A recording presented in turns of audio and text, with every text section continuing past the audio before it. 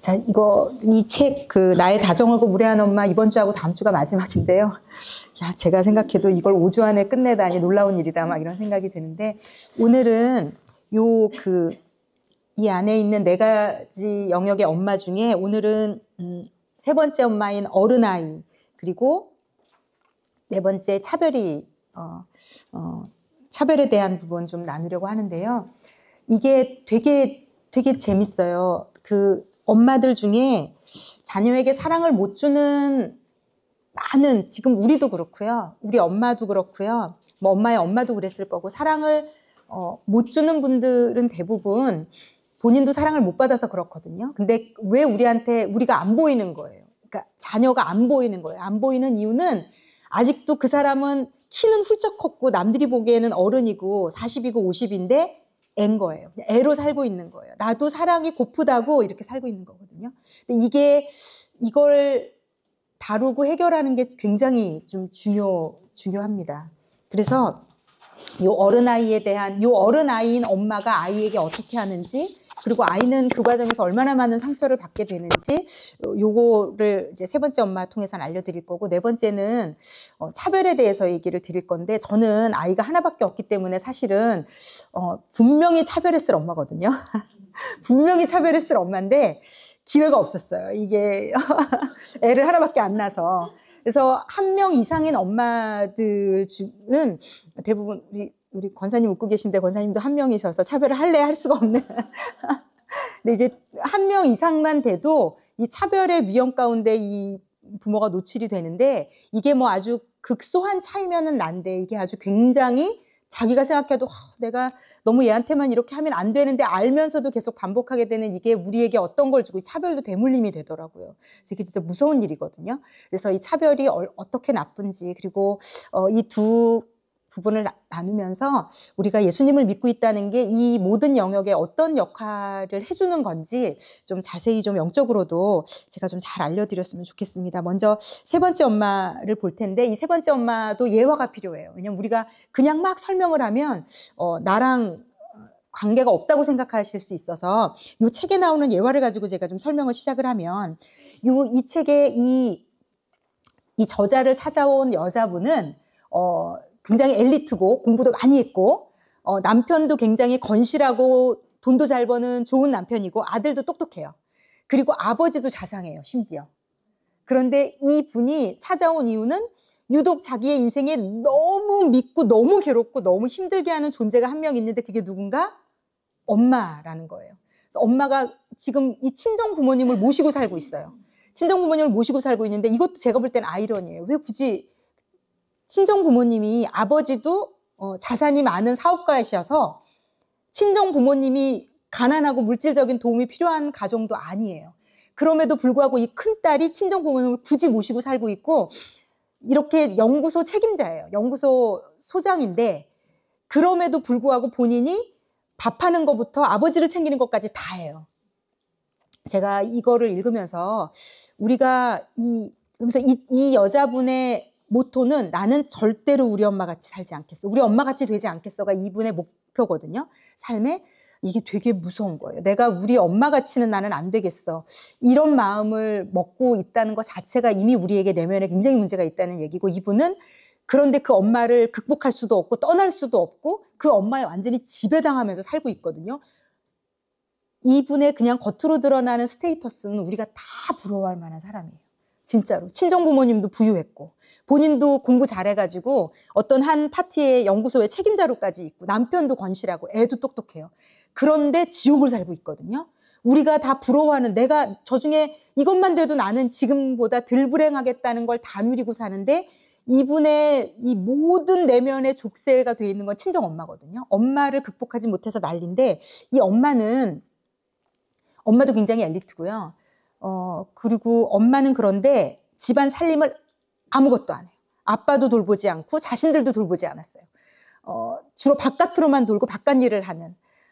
그래서 이분은 그 상처가 지금도 그 엄마한테 밥 한 끼 얻어 먹어보는 게 소원이에요. 그러니까 이게 밥이요. 제가 이 책들을 공부하면서도 예전부터 느낀 건데, 왜 남편들 중에 지금은 좀 덜 할 것 같아요. 왜냐면 뭐 아내가 이제 여러분 중에 80년대생만 돼도 아내가 아침밥을 해줄 거다 이런 걸 기대하는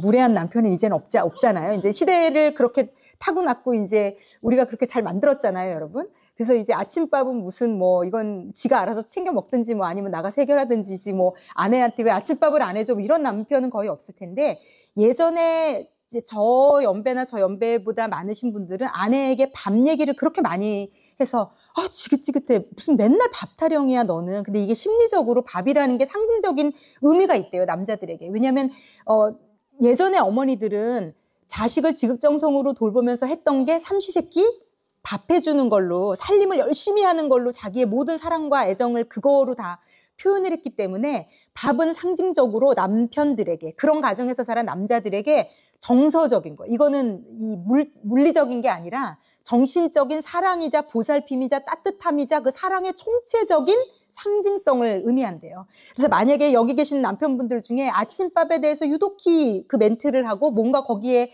있는 분들은 그건 밥을 달라는 게 아니에요. 그 밥으로 평생 동안 받았던 그 엄마의 사랑, 따뜻한 보살핌 그거를 느끼고 싶은 정신적인, 정서적인 영역을 얘기하고 있는 거라고 하더라고요.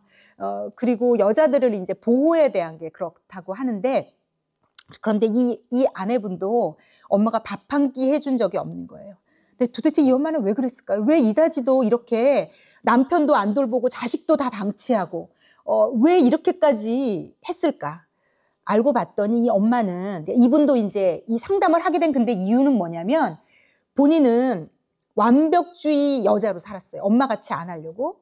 그러니까 본인이 이렇게 워킹맘인데도 열심히 자식 돌보고 밥 한 끼도 놓치지 않고 해주는 심지어 친정 아버지에게까지 밥 한 끼도 놓치지 않고 해주는 정말 몸이 10개라도 모자랄 정도의 부지런한 삶을 아이 학구열도 막 뛰어나가지고 정보 다 찾아가지고 애도 막 최고로 이런 완벽주의 맘인데 이 아들이 어느 날 충격적으로 엄마 나는 엄마가 날 사랑하는 게 안 느껴져. 엄마 집에 오면 하나도 안 웃고 있는 거 알아? 그래서 나는 엄마가 날 사랑하는지도 못 느끼겠어. 이 아내분이 여기에 충격을 받은 거예요.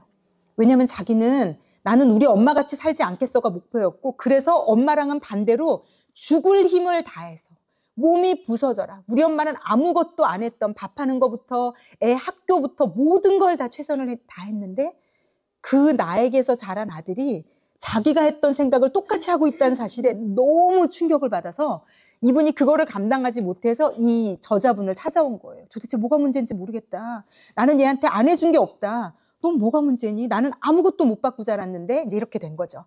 그래서 이 상담을 시작하면서 이 가정의 문제가 이 여자분의 문제가 뭔지를 이제 찾아가기 시작했는데 결국은 이제 이 친정 엄마에게 있었던 거예요. 이 친정 엄마는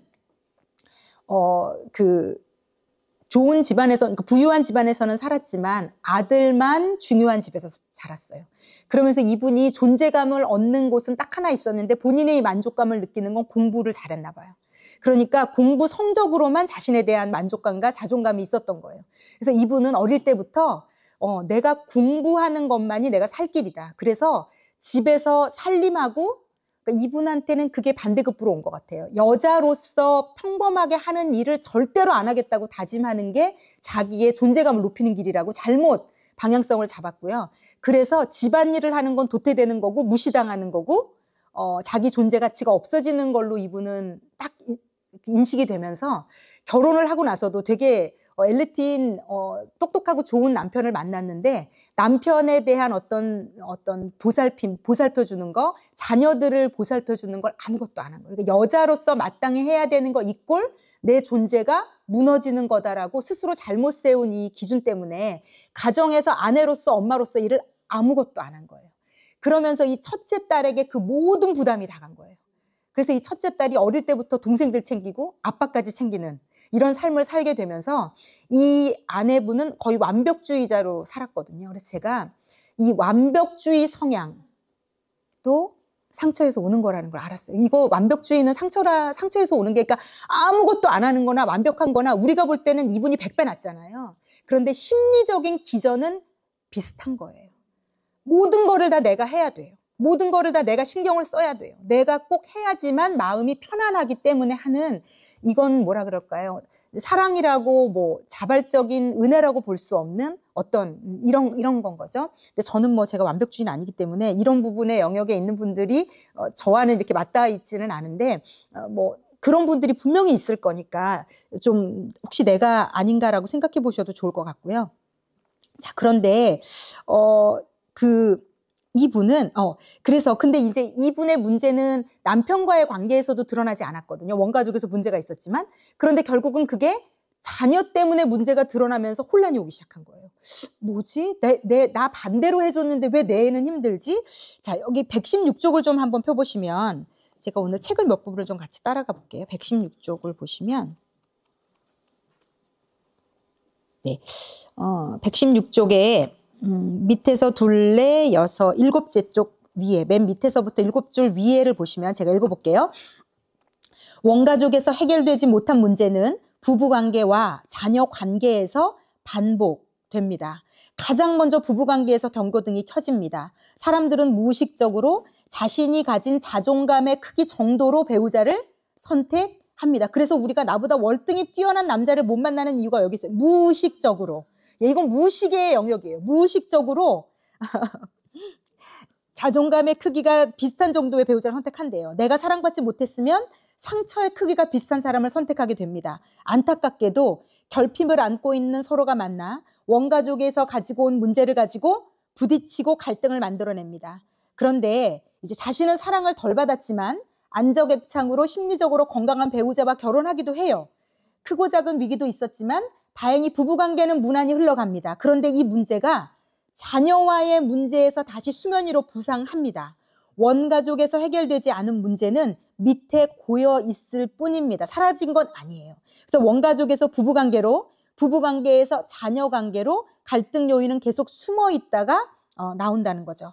그래서 아이를 낳게 되면 아이의 그 나이대에 나의 상태를 고스란히 만나게 된다는 거예요. 5세 때엔 나의 5세 때를 만나게 되는 거고요. 아이가 10살이 되면 나의 10살 때를 만나는 거고, 내가 지독한 사춘기를 지냈던 분들이라면 그 사춘기를 맡고 있는 아이를 보는 게 너무 힘들고 심리적으로 왠지 내가 불안정해지고, 내 아이가 예를 들어 뭐 조금 친구들이랑 사이가 안 좋다는 거 하나만으로도 내 10대 때가 다 올라오면서, 그래서요, 제가 예수를 믿으며 좀 생각하게 되는 건데요.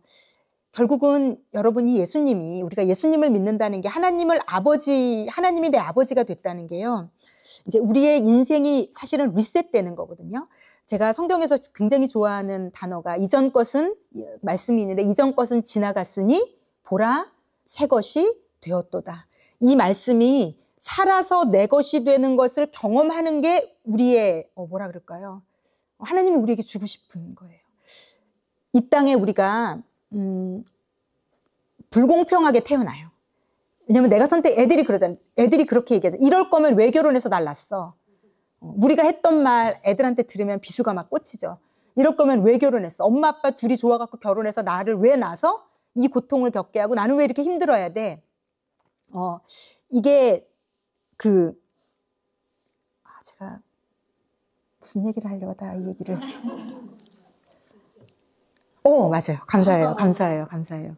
내가 선택한 게 아무것도 없잖아요. 내 부모도 태어나 봤더니 그 부모였고, 뭐 나의 기질적인 것부터 나의 어떤 뭐 잘하는 거, 저랑 반대되는 거 잘하는 사람 다 부러워 보였거든요. 내 건 다 나쁜 거고 다른 사람 건 다 좋은 거고, 이렇게 보여지는 자존감이 뭐 양가적 저항 애착의 유형의 아주 독특한 형태예요. 자기 자신은 X고 이제 타인에 대한 의존도가 높으니까 남들은 다 좋아 보이는 거예요. 남들은 하나만 좋아 보이는 것도 그 사람 되게 좋아한 것 같고, 나는 남들이 10가지가 좋다 그래도 하나도 마음에 와서 닿지 않는, 괜히 하는 말일 거야. 인사치레로 하는 말일 거야. 나는 아무것도 좋은 게 없어. 굳건한 믿음으로 나는 좋은 게 없어. 나는 내 부모도 못마땅하고 내 모든 것도 못마땅하고 다 별로야. 저는 모든 게 다. 저를 보는 시야는 완전히 다 X. 그런데 제가 충격적이게도 예수를 만나면서 이전 것은 지나갔으니 보라 새 것이 되었도다. 그러면서 하나님이 저에게 주신 은혜는 뭐냐면, 예수님을 만나면 우리는 다 똑같은 출발선상에 선다는 걸 알게 됐어요. 우리가 이 땅에 예수 믿기 전에 태어났을 때는 내 부모에 의해서, 뭐 가진 재산에 의해서, 내 재능에 의해서, 그게 그런데 다 다르다는 게 너무 아팠어요. 그래서 저는 하나님도 불공평하다고 생각했어요. 불공평하다. 봐라. 어디가 공평하냐? 시작이 다 다른데. 생긴 것도 다 다른데 뭐가 공평해, 하나님이. 그런데 제가 하나님이 공평하다고 하는 이유가 뭔지 너무 깨달았죠. 예수님을 믿고 나면 하나님이 내 아버지가 되시는 거고, 인간 부모로 어떤 부모를 만났던지 나는 전능하신 하나님 아버지가 내 부모가 되시는 거고, 전능하신 하나님 아버지는 차별을 안 하신다는 걸 알았어요. 공평하시다는 거. 그리고 이 아버지는 어떤 스타일의 아버지인가 하면, 내가 부족할수록 우리가 다 10을 가져야지 공평한 거라면, 우리가 다 10을 가져야지 공평한 거라면, 하나님은 이 중에서 2를 가진 사람에게는 얼마를 주시겠어요? 8을 주는 분이에요. 평균을 반드시 맞추는 분이에요. 우리 하나님 아버지는. 이게 놀라워요, 저는. 이게 신비하고 놀라워요. 그때부터 내 영혼 안에 만족감이 이제 채워지기 시작했는데, 그래서 만약에 내 남편이, 내 부모가 다른 사람보다 부족하냐? 그 부족한 8은 내가 채우는 거다라고, 그래서 무조건 10이 된다는 걸 알았어요. 그래서 나보다 더 많이 가진 자를 부러워하지 않기 시작하게 됐어요. 어느 시점인가. 저 사람이 태어날 때부터 8을 가졌다면 그분은 어쩌면 하나님 아버지를 찾는데 더 많은 에너지를 쓰셔야 돼요. 이는 하나님이 채워주겠지만 하나님에 대한 갈급함, 하나님에 대한 절박함, 하나님에 대한 절실함은 나보다도 더 많이 느껴야 되는 영역이 있는 거예요. 전 하나님 너무 성경에 제가, 왜냐하면 여러분이 제가 이런 강의를 하면서 하나님 얘기를 안 해드릴 수가 없는 게, 여기 대부분 교회 다니시거나 아니면 교회를 다녀봤던 분들이거든요. 그런데 제가 너무 마음이 아픈 건, 교회를 다녀봤는데 하나님 아버지가 어떤 분이신지 물어보면 모르시더라고요. 그러니까 고아처럼 있는 거예요. 나를 만드신 아버지가 어떤 놀라운 분인지는 경험을 못해서 고아처럼 있으니까 외롭고 어차피 있으나 없으나 똑같다고 생각하는 거예요. 아니요. 그런데 우리 아버지는 그렇지 않아요. 저는 우리 하나님 아버지의 어떠하심을 알면 알수록 우리는 자유해질 수 있고요. 내 자식이 어떻든 1차적으로, 내 남편이 어떻든, 내 자식이 어떻든, 내 원부모가 어떻든 그 족쇄에서 풀려날 수 있어요. 그런데 이런 어머니 학교를 하는 이유는 뭐냐면, 알면 더 구체적이고 실제적으로 풀려나는 데 도움이 됩니다. 하나님이 나를 여기서 풀어주신다는 거구나. 이것들이 그러니까 하나님의 은혜로 해결될 수 있다는 거구나. 그걸 가지고 나와서 기도할 수도 있고, 하나님 저 이때 너무 아팠어요. 하나님 저 이때 너무 힘들었어요. 이것 때문에 하나님 불공평하다고 생각했어요. 성경에 제가 처음으로 아무것도 아닌 구절에 너무 은혜를 받은 구절이 있어요. 그게 뭐냐면, 창세기에 여러분 야곱 아시잖아요. 야곱은 원 부인이 이제 2명인데 자기 삼촌 라반의 큰 딸과 둘째 딸을 부인으로 맞았잖아요. 그런데 라반은 누굴 좋아했죠? 레아랑 라헬 중에 라헬을 좋아해요. 그런데 성경도 라헬이 되게 예뻤다고 얘기를 해요. 그리고 야곱은 라헬한테 폭 빠져가지고 라헬만 생각하면서 7년을 고생해도 괜찮을 정도로 완전히 그냥 꽂힌 아는데, 그 아버지가 자기 큰딸이 이제 별로 안색이 안 좋다고는 성경에 나와 있어요. 이게 하여튼 얼굴이나 여러 가지 면으로 이제 좀 별로였던 여자인 것 같은데, 그러니까 이 아버지도 빨리 얘를 해치워야 되겠다 이런 생각을 했는지, 야곱에게 그냥, 근데 이거 너무하지 않아요? 결혼식 날, 불도 없던 시대니까 라헬인 줄 알고 자꾸 했는데 아침에 깨어나 보니까 그 여자가 아닌, 이런 충격적인 일을, 그것도 친정아버지가 했다는 게 너무 놀라운 일인데, 그런데 하나님이 창세기 제가 몇 장인지까지는 기억이 안 나지만 1절에 이런 구절이 딱 나와요. 하나님께서 레아가, 이 첫째 딸 이름이 레아거든요. 레아가 사랑받지 못함을 아시고 그의 태를 먼저 여셨으니 라고 되어 있어요. 제가 이 구절을 읽으면서 좀 놀랐어요. 하나님은 우리가 이 땅에서 부족하고 연약한 게 있을 때 그걸 채우시는 분이에요. 그래서 우리는 불쌍하지 않아요. 우리는 안쓰럽지 않아요. 하나님 왜? 라고 질문하지 않아도 돼요. 하나님이 반드시 채우신다는 약속을 우리는 가지고 있다는 얘기예요. 그래서 10계명에 마지막 10에 이런 말이 있죠. 네 이웃의 아내나 소유나 재산이나 아무것도 부러워하지 말라고. 이게 되게 하나님이 예전에는 무정하다고 생각했어요. 부러워하게 다 만들어 놓고 이 부러워하는 것까지도 뭐라고 하시면 어떻게 하냐. 벌써 재산이 차이가 나고 다 차이가 나는데 부러워하지 말라 그러시면 진짜 너무 힘들다 예수 믿는 게, 이렇게 생각을 했는데, 그게 아니라 하나님이 부러워하지 말라고 하실 때는 내가 해줄 거야 라는 아버지의 책임지시겠다는 그 책임이 포함이 되어 있다는 얘기라는 걸 제가 알게 됐어요.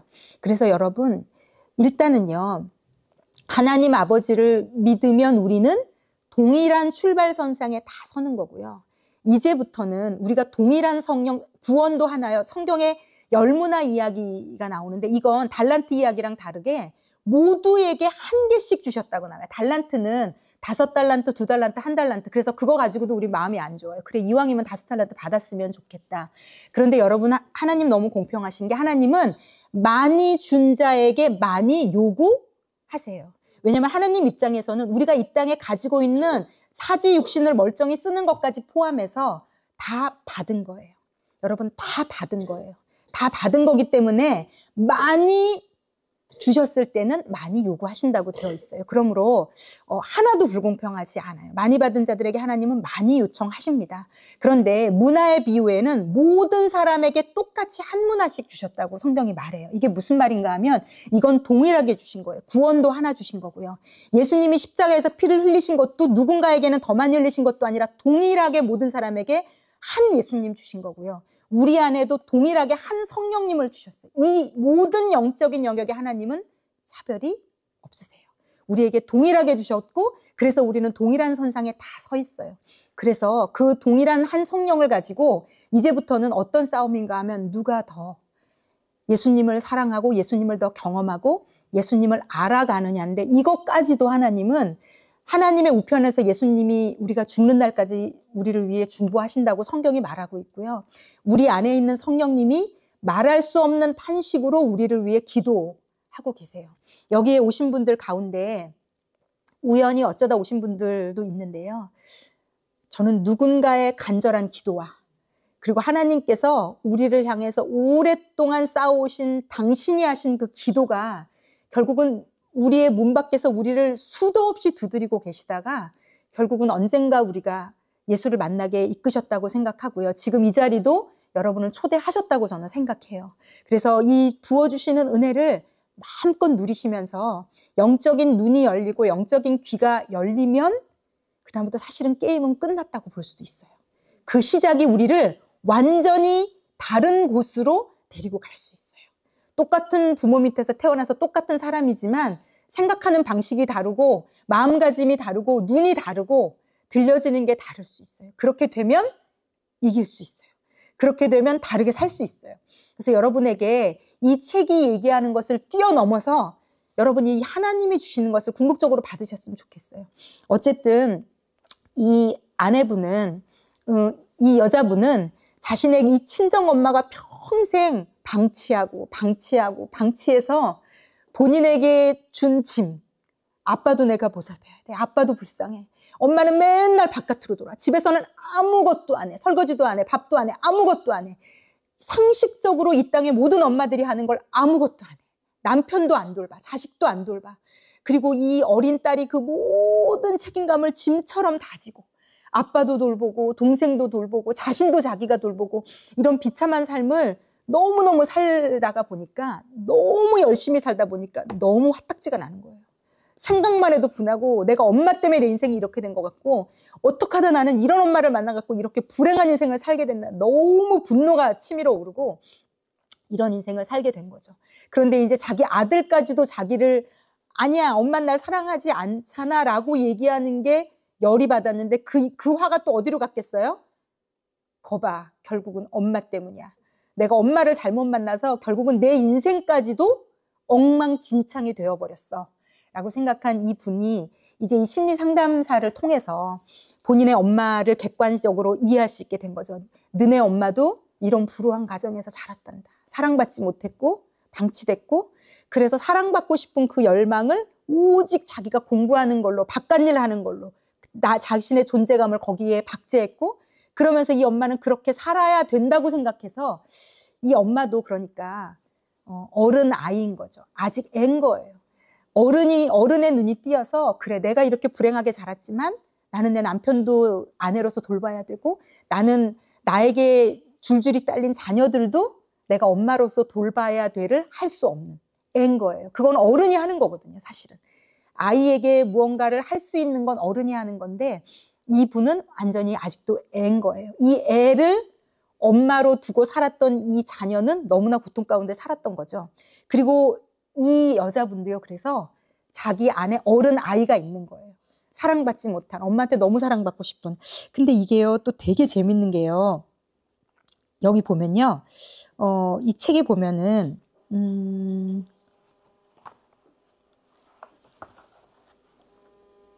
네, 120쪽에 한번 보실까요? 120쪽. 120쪽에 보면,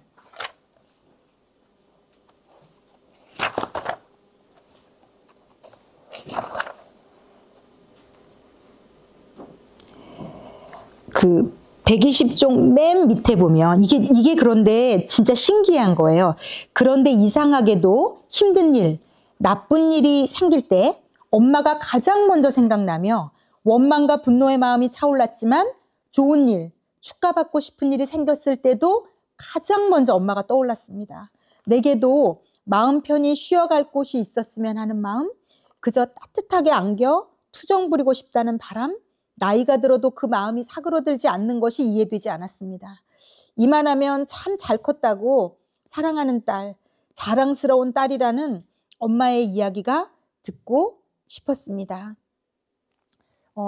제가 보니까 이제 저도 그렇거든요. 저희 엄마도 어른 아이예요.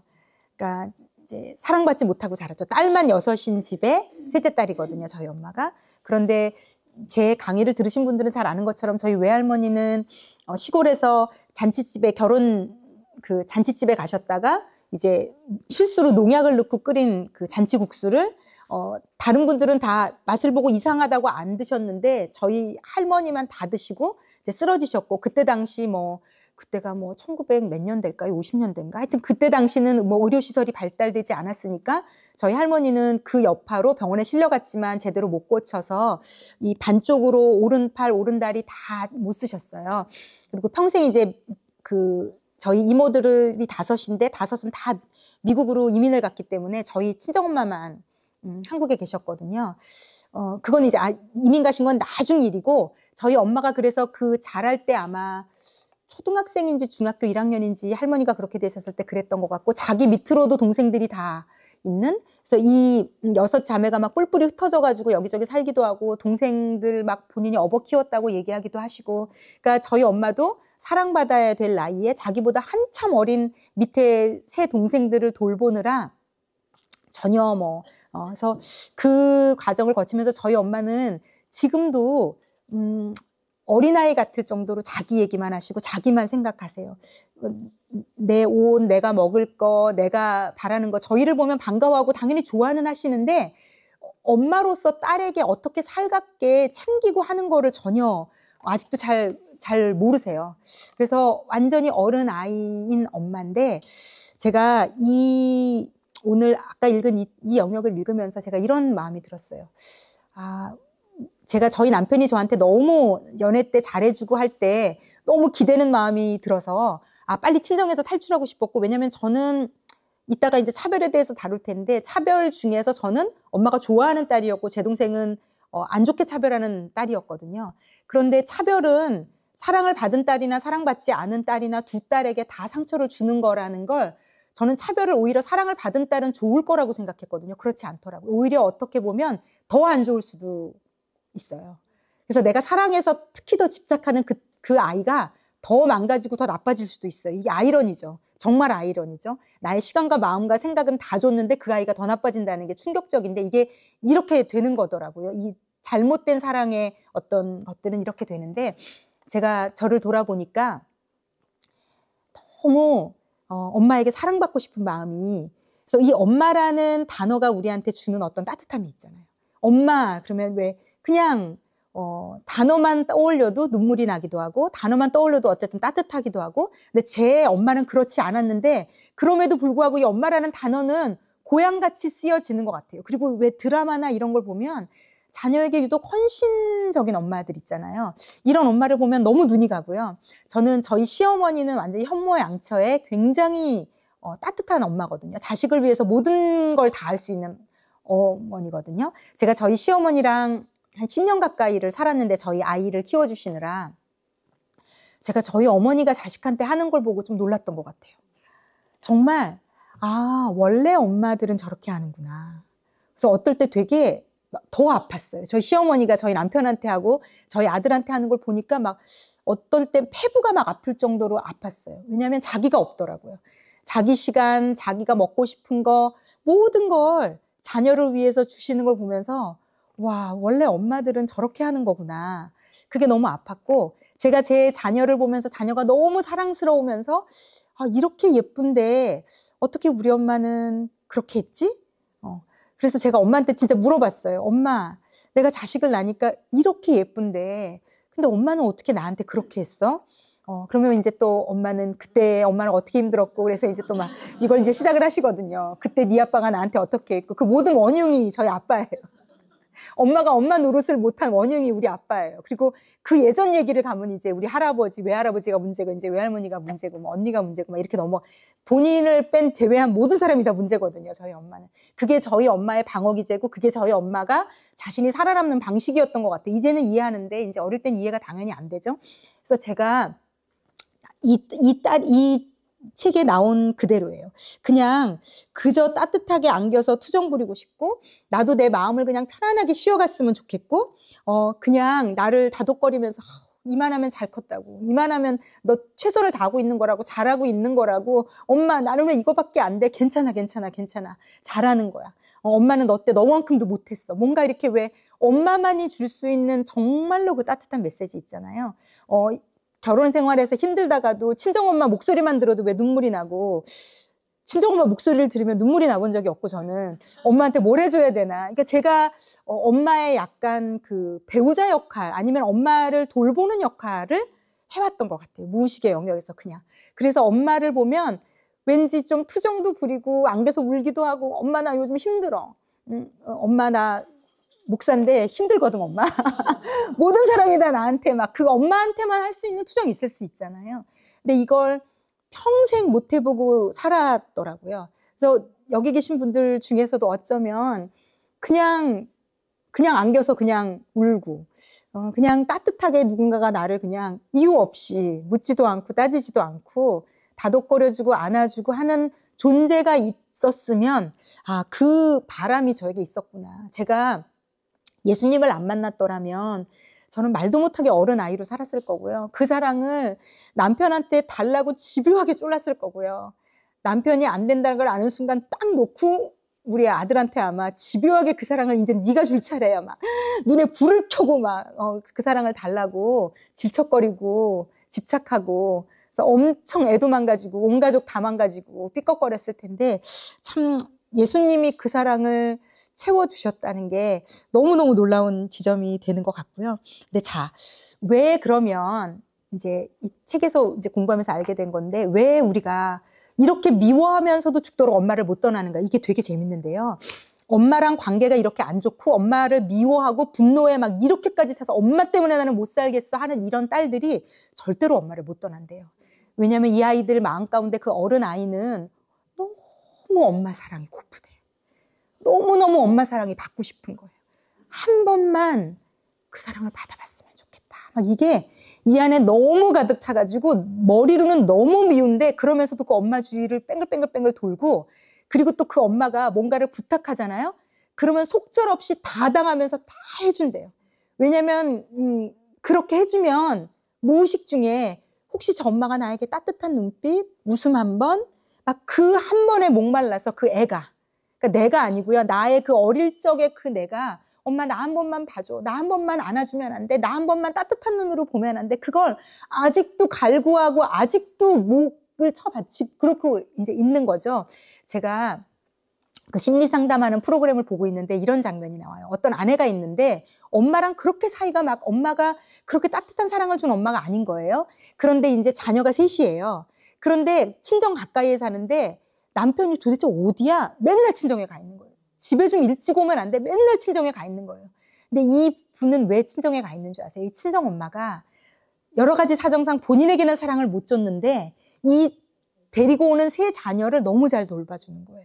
그러니까 이분 안에 있는 어른 아이가 자기 엄마가 자기 딸들에게 자기한테는 못 줬던 애정을 주고 막 그 꿀이 뚝뚝 떨어지고 보살펴주고 기저귀 갈아주는 걸 보면서 자기한테 사랑을 주고 있는 걸로 대리만족을 하는 거예요. 그래서 그 상황이 너무 좋은 거예요. 자기 어릴 때 못 받았던 사랑을 받고 있는 것 같은 착각을 하게 만드는, 그래서 그걸 친정에 가서 있는 시간을 못 버리는 거예요. 그게 너무 달콤해서. 근데 남편은 막 집에서 퇴근하면 아내가 늘 없는, 친정에 가 있는. 그래서 막 그것 때문에 소리 지르고 그것 때문에 싸우고, 그러면서 이제 그 심리 상담할 때도 친정에 가 있는 횟수를 좀 줄이셔라, 시간을 좀 줄이셔라. 그리고 이제 알려준 거죠. 당신이 왜 그렇게 친정에서 뱅뱅뱅뱅 맴도는가 하면 그 어릴 때 못 받은 사랑을 주세요 하는 그 엄마 안에 있는 어른 아이가 계속 그 젖을 먹으러 가는 거예요. 그러니까 이게 참 슬프고 아이러니한 거죠. 그래서 특히 양가적 저하애착, 그러니까 여기서도 얘기하는 게 그거예요. 우리가 나는 사랑받지 않았어라고 얘기하지만 사실은 아니에요. 우리가 사랑을 뭐 아주 특수한 케이스를 빼놓고는 엄마가 절대로 사랑을 안 주고 그 학대만 한 경우는 많지 않거든요. 그런데 이제 이게 우리의 뇌 시스템이 그렇대요. 우리의 뇌가 부모가 똑같은 일을, 예를 들어서 좋은 일을 10번 하고 나쁜 일을 한 가지 하잖아요. 그러면 우리의 뇌는 부모가 했던 나쁜 일이 우리 안에 더 우선순위로 위에 올라와 있다는 거. 이건 이 뇌과학적인 여러 가지 측면이 있어요. 방어기제 뭐 여러 가지 설명을 드릴 수 있는데 그거는 이 설명 자체가 조금 난해해요. 그래서 이거는 그냥 좀 넘어가고 그냥 이해하시면 좋을 것 같아요. 좋았던 일이 있고 나쁜 일이 있으면 우리 뇌는 우리가 힘들지 않기 위해서 나쁜 일을 처리하느라고 에너지를 다 쓰거든요. 어떻게 하면 내가 또 상처받지 않을까? 어떻게 하면 내가 이런 상황에 또 처하지 않을까? 그래서 그걸로 너무 많은 에너지를 쓰다 보니까 우리의 기억의 우선순위에 나쁜 것이 다, 예를 들어서 우리가 음원 차트 올라가면 요즘 인기 있는 차트가 쫙 앞으로 막 줄을 쓰잖아요. 그것처럼 우리의 기억 안에는 부정적인 거, 나빴던 거, 상처받은 거, 아팠던 게 계속 업데이트를 해가면 순서를 10위까지를 다 차지해요. 그리고 점점 뭐가 우선순위를 뒤로 밀리냐면 좋았던 기억, 행복했던 기억, 따뜻했던 기억들은 점점 뒤로 밀려서 또 계속 부모님들이 또 놀랍게 업데이트를 해주잖아요. 힘들었던 기억, 나빴던 기억을. 그러니까 그 순위는 더 밀려서 처음에는 상위에 링크됐던 게 밀려서 이제 막 500이 밖으로 밀리는. 우리 뇌에도 이렇게 뇌는 일한다고 보시면 돼요. 그래서 없었던 게 아니라 내가 인식할 수 있는 기억에 없다는 거예요. 그래서 이 심리학자들이, 이 상담가들이 해주는 일은 뭐냐면 상담을 하러 가면 이제 힘들었던 얘기 쫙 듣고, 그래서 엄마 아빠는 어땠어요? 쫙 들어주고, 그리고 엄마가 예전에 어때서 그랬는지를 이해를 시켜줘서 이제 뇌에서 좀 편안하게 해주고, 당신 엄마가 이런 것 때문에 당신한테 그런 거예요. 조금 이해를 하면서 한 발자국 떨어지게 만들고, 그러면서 이제 마지막에 하는 일은 뭔가 하면 좋았던 기억을 소환시켜주는 거예요. 한 500이 밖으로 밀려서 내가 어딘가에 있는지도 모른다고 생각하는 그 좋았던 기억들을 계속 이제 하나를 꺼내주기 시작하면 그 다음에 이제 꼬리를 물고, 이런 기억도 있어요. 내가 오래전에 생각해봤는데 이런 것도 있어요. 그래서 이런 것만 살려내줘도 이분이 엄청나게 자유로워지고 엄청나게 풀려나지고 엄청나게 밝아진다는 거죠. 이게 이제 세상의 심리 상담을 가면 이런 방식으로 이제 일을 해줘요. 그래서 우리가 이 긍정적인 기억을 되살려내는 게 굉장히 중요하다는 거거든요. 그래서 사실은 우리가 하나님이 우리를 말씀으로 만져주는 것, 예배 가운데 은혜 받는 것, 그리고 하나님이 우리 각자를 얼마나 사랑하신지를 안다는 것, 이런 것들이요. 그래서 여기에 맞물려 가면요, 우리는요 실제적으로 굉장히 노연할 수 있고 풀려날 수 있고 이제 자유해질 수 있는 곳으로 가는 거죠. 자, 이 책에도 보면 130쪽을 한번 펴보시겠어요?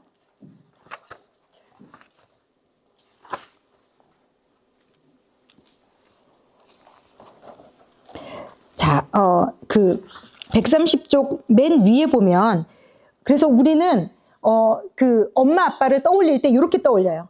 나에게는 좋은 일이 없었구나. 난 참 사랑을 못 받았구나. 우리에게 강력하게 엄마가 때렸다든지, 엄마가 나를 막 소리를 질렀다든지, 엄마가 나한테 원하는 사랑을 안 줬다든지, 이런 일이 이제 우리의 뇌에 한 500기까지 쫙 차지하고 있어가지고 우리의 생각에는 나에게는 좋은 일이 없었구나. 난 참 사랑을 못 받았구나.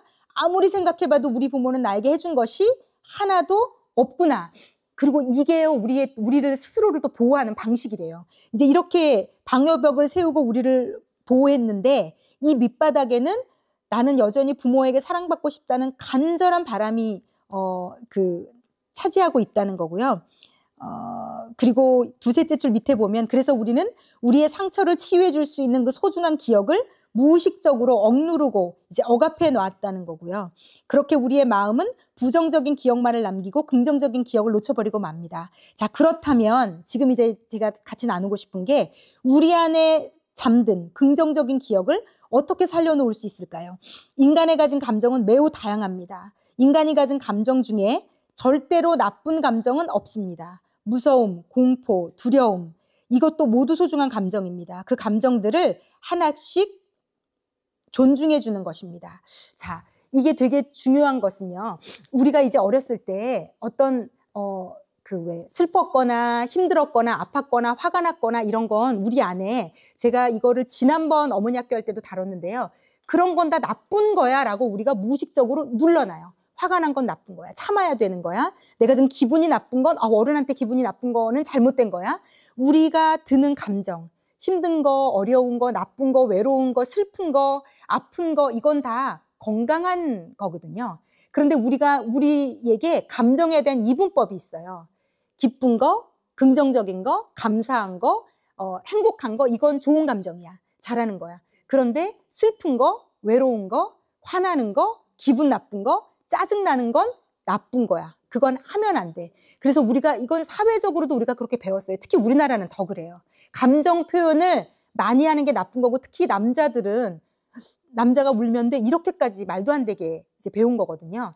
그래서 우리에게 이 감정을 억압시키고 누르는 게 우리는 훈련이 돼 있단 말이죠. 자, 그런데 우리가 부모와의 관계에서 나를 살려내려면, 긍정적인 기억을 떠올리려면 나도 모르게 힘들었을 때, 아팠을 때, 외로웠을 때, 어려웠을 때 눌러놓았던 것들이 나쁜 게 아니라고 살려내 줄 수 있어야 돼요. 자, 그걸 이 책에서 예를 좀 들어놨는데요. 이 책을 좀 계속 보시면 130쪽 맨 밑에 이런 식으로 하는 거예요. 여러분에게 이런 시작이 좀 열려야 돼요. 자, 보면 할머니한테 맡겨놓고 한 번도 날 보러 안 와봤을 때 정말 외로웠지. 이걸 건강하게 기억하고 떠나보낼 수 있어야 된다는 거예요. 그때 외로웠어. 맞아. 그때 진짜 슬펐어. 그때 우리는 근데 이걸 다 눌러놓고 억압하고 잊으려고 하고 치워놓는데, 치워놓으면 안 된다는 거예요. 엄마가 오빠 보는 앞에서 날 때렸을 때 속상했지. 진짜 열받았지. 진짜 마음 아팠지. 떠올리고 그때의 감정을 생각해낼 수 있어야 된다는 거예요. 슬펐다, 아팠다, 힘들었다, 진짜 싫었다, 도망가고 싶었다, 어떤 이런 마음들. 공부도 잘했는데 등록금 대달라고 했을 때 거절했을 땐 정말 서러웠지. 갑자기 비 오는 날이면 다들 엄마가 우산을 가져와서 데려갔는데 나는 늘 비에 젖어 집에 갔지. 이런 내가 억울했을 때, 아팠을 때를 우리는 다 잊어버리려고 하거든요. 그리고 이런 걸 떠올리는 걸 회피하려고 하고 외면하려고 하고, 우리 안에 어떤 마음까지 있냐면 우리 엄마 아빠가 했던 행동을 나빴다라고 하는 것 자체가 죄야, 잘못이야. 자식이, 부모가 그럴 수도 있지. 우리 엄마도 힘들었으니까 그랬겠지. 그러니까 자꾸 내 감정을 무시하는 습관이 우리에게 있어요. 그러니까 엄마를 이해해야 내가 살겠는 거예요. 왜냐면 내 부모니까. 이게요, 특히 학대를 받은 아이들은요, 기를 쓰고 엄마 아빠를 이해하려고 애를 써서 어디까지 가는 줄 아세요? 학대받은 아이들이 엄마도 힘들었으니까 나를 때렸지.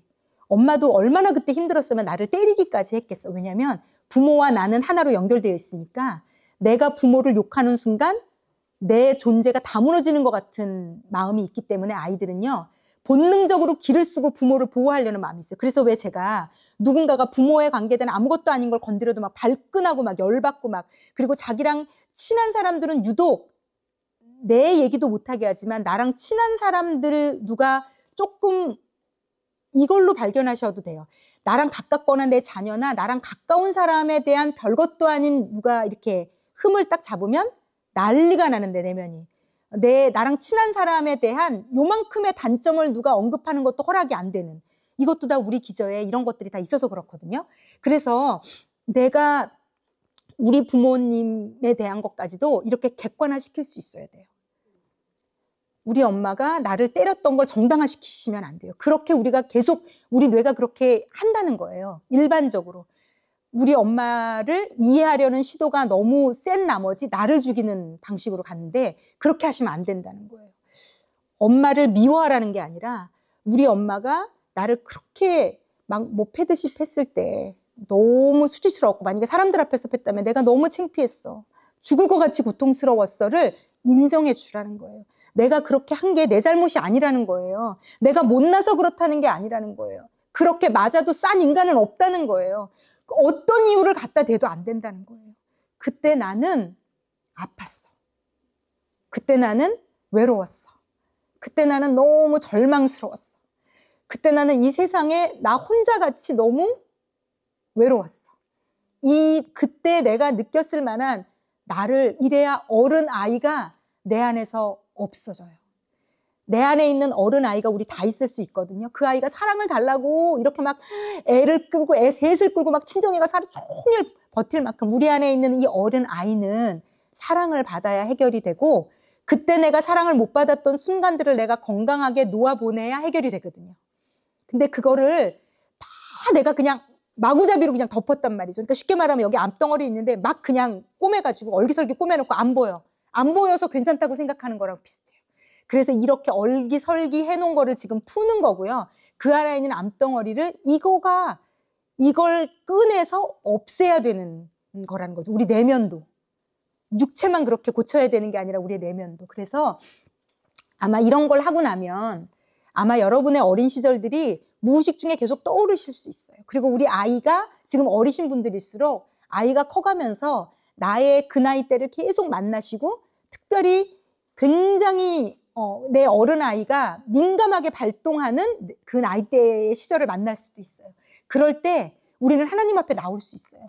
하나님, 요즘 제 아이의 10대의 제 아이를 키우면서 제가 너무 왜 그런지 모르는데 심리적으로 너무 불안정하고, 물론 이런 정신 상담이나 어떤 이런 그 의사의 도움을 적극적으로 받으셔야 될 정도라면 저는 너무 받으셔야 된다고 생각해요. 그렇게 받으시면서 하나님의 도우심, 예배 가운데 나와서 하나님의 사랑과 도우심이 이제 귀가 열리고 눈이 열리기 전까지는 하나님의 사랑이 안 느껴져서 문제거든요. 그러니까 이게 열리기 전까지는 어떤 도움도 저는 받으셔야 된다고 생각을 하고요. 그래서 그때의 나를 만나가시면서 위로해 주실 수 있어야 돼요. 나라도 그때의 그 아이를. 그래서 슬펐겠다고, 외로웠겠다고, 아팠겠다고, 속상했겠다고 그거를 무시하지 마시고, 자꾸 간과하지 마시고, 외면하고 회피하고 도망가지 마시고, 이제는 그 아이를 만나서 위로해 주시고 괜찮다고 얘기해 주시고, 그래서 그 감정에서 충분히 위로받아야, 왜 우리 아이들 그리고 막 애가 막 매달리고 아무리 뛰어내도 막 애 이럴 때는 그러다가 이제 안아주면 막 여기서 막 난리가 나잖아요. 울고불고. 근데 얘가 충분히 엄마가 안아줘서 자기가 괜찮다고 여길 때까지 막 그 울음 뒤끝 엄청 길잖아요. 언제 끝일 건지 도대체. 이 울음 끝이 막 장난이 아니잖아요. 걔는 우리가 엄마로서 그걸 해줘서 그게 그래도 그러면서 지나가는 거거든요. 그렇게 한 번씩 안아주고 해소해주고 해결할 때마다. 근데 우리는 우리의 무의식에 그 어른아이로 남아있는 건 그걸 못 해봐서 그렇거든요.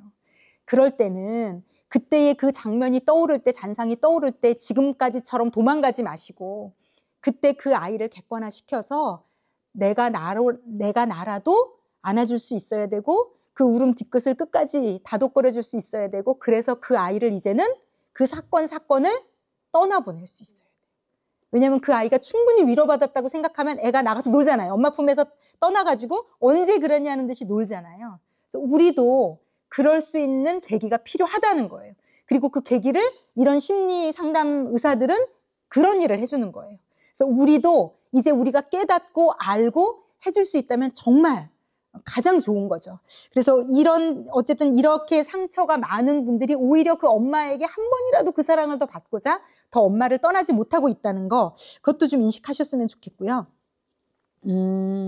자, 그런데 그렇다면 이 긍정적인 기억들을 어떻게 살려야 되는지에서 보면, 지금 밑에 조금만 더 제가 읽어드릴게요. 이제 마무리를, 요 세 번째 엄마를 마무리를 할 텐데요. 131쪽을 보면, 이제 이런 것들을 기억하면 외로움, 분노, 서러움, 여러 감정들이 살아납니다. 이렇게 이야기를 해주면서 감정을 인정하고 존중해주면 그 감정이 잠잠해지고, 그 울음 뒤끝이 막 서러웠던 것들이 그동안 눌려있던 사랑, 희망, 존중, 감사 등 다른 감정이 살아납니다. 이제 우리가 잘 아는 화낼 가치도 없어, 이미 지나간 일 생각하면 뭐해, 이렇게 올라오는 감정을 눌러놓으면 긍정적인 감정까지도 모두 억눌려 버립니다. 무시당하고 있는데도 잊어야지. 분노해야 되는데도 참아야지. 불안한데도 괜찮아 라고 억지로 누르면 우리의 몸은 순환이 되지 않습니다. 이게 정신적으로도 순환이 안 되지만 실제 우리의 육체도 병이 들어요. 실제 육체도 감정을 눌러놓으면 순환되지 않습니다. 아픈 곳을 꽉 누르게 되면 창백할 수밖에 없고 생기가 없는 사람이 됩니다. 이것을 살려내야 합니다. 이 감정들은 인간이 살아가게끔 만들어 놓은 자연의 순리입니다. 그래서 모든 감정은 다 의미가 있습니다. 무시하면 발끈해도 돼. 위험할 땐 소리쳐. 화가 나면 이야기해. 슬플 땐 울어도 돼. 왜냐하면 난 소중한 존재니까. 소중한 존재이기에 감정이 필요한 것입니다. 내가 소중한 사람이 되려면 내 감정이 이랬구나. 제대로 바라봐 줄 걸 하면서 그 감정을 인정하고 어루만져 줍니다. 그렇게 나를 소중하게 여기면 긍정의 기억이 슬며시 나를 감싸게 됩니다. 내가 소중해지니 부정적인 기억으로 아프고 두려웠던 상처가 크게 다가오지 않습니다. 이제 이렇게 되면 아까 제가 말씀드린 요 밑에도 읽을 텐데요. 이런 거예요. 제가 아까 그 차트 순위 얘기한 것처럼 뇌 내에 100위까지를 점령하고 있는 부정적인 기억들 있잖아요. 그게 다 내 감정이 억압받아서 생긴 것들이거든요. 그런데 그 억압받은 그 차트 100위까지 때문에 지금 이 나이가 돼서도 서러운 거예요. 자식이 어떤 일을 할 때, 남편이 어떤 일을 할 때, 어떤 상황이 생길 때 과도하게 서럽고 과도하게 열이 받기도 하고 과도하게 인정받고 싶어서 막 후회하죠. 그래놓고 내가 또 이랬어.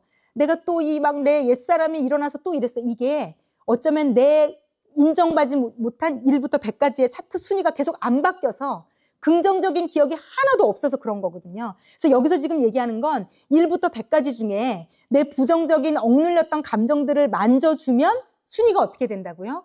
이 차트의 순위 안에 예전에 밀어놓았던 긍정적인 기억, 따뜻했던 기억, 좋았던 기억, 기뻤던 내가 그때 느꼈던 기억들이 순위를 차고 올라와서 여러분 그런 거 아시잖아요. 차트 역주행. 언젠가 저 500위 밖에 밀려났던 그래 그때 우리 아빠가 맞아 이랬었어. 그때 맞아 우리 엄마가 나를 데리고 이런 적이 있었었지라는 정말 그 기억들이 역주행을 해서 내 그 우선순위 차트에 올라오는데 그러니까 결국은 아까 그 여자분도요. 그 상담사가 엄마의 기억을 잘 떠나보내주고 그러면서 계속 치유를 하다 보니까 이 사람 안에 갑자기 이런 기억이 나요 하면서 엄마의 따뜻한 기억들을 떠올려냈다는 거예요. 없다고 여겼는데 저는 아무것도 사랑 안 받았어요. 진짜 우리 엄마 생각하면 지긋지긋하고요. 저는 사랑받은 기억이라고 한 개도 없어요 라고 했던 사람이 이런 기억이 나기 시작했어요. 이런 기억이 나기 시작했어요. 이 뇌의 차트 순위가 바뀌기 시작한다는 거예요. 우리 뇌가 이렇게 간단할 수도 있다는 거예요. 그런데 우리가 먼저 해야 될 일은 부정적인 우리의 순위에 있었던 내 마음을 만져줄 때, 기억해내줄 때, 그 감정을 녹여줄 때 차트 순위는 바뀔 수 있고요. 바뀌면 이렇게 얘기할 수 있다는 거예요. 보면 이런 기억들이 이제 이 사람의 뇌 가운데 떠올린 거죠. 침대에서 떨어져서 다쳤을 때 엄마가 한겨울에 맨발로 날 업고 뛰어갔지. 그때 엄마 등이 참 따뜻해서 무섭지 않았어. 시험 망쳤을 때 정말 저 기억에 언제 있었나 하는 기억이 나는 거죠. 엄마가 말없이 안아줘서 눈물이 활칵 쏟아졌는데 홍역으로 아팠을 때 엄마가 밤새 뜬 눈으로 내 옆에서 나를 지켜주었었지. 이제 과거의 기억이 다시 쓰여집니다. 부모를 어떤 이미지로 생각하느냐에 따라 삶의 질이 달라집니다. 사랑도 고팠지만 사랑도 받았던 한 아이가 내 앞에 서 있습니다. 이제 절망하고 스스로 움츠러들 필요가 없습니다. 나는 사랑받는 특별한 존재이기 때문입니다. 이게요, 되게 재밌어요. 이제 과거의 기억이 이렇게만 떠올려내도 다시 쓰여지고요. 그리고 여기서 이제 얘기하는 게 부모를 내가 지금 어떤 이미지로 생각하느냐에 따라 나의 삶의 질이 달라집니다. 그래서 이 부모의 이미지를 새롭게 만드는 것은 우리에게 너무 중요한 거더라고요. 그래서 이제 50이 넘어가지고 부모님 심지어 돌아가셨는데 내가 다시 이제 부모님 이미지를 새로 만들어서 뭐 해?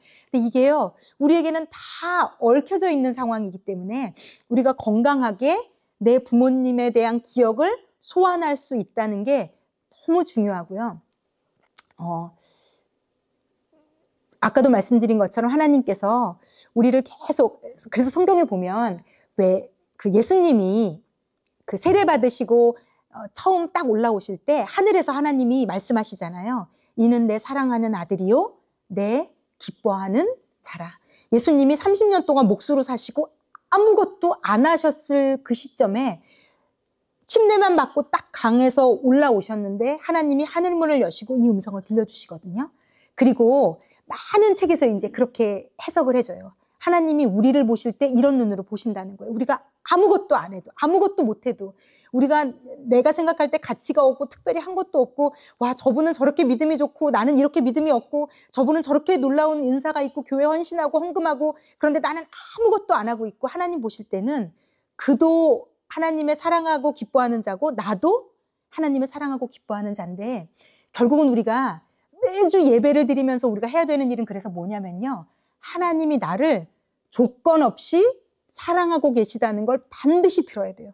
이따가 요 강의 딱 끝나고 우리가 찬양하고 좀 기도하고 찬양하고 좀 확인도 하고 하는 시간을 가질 텐데요. 우리에게 지금 제일 필요한 건 뭐냐면요, 그 따뜻한 하나님의 눈길이에요.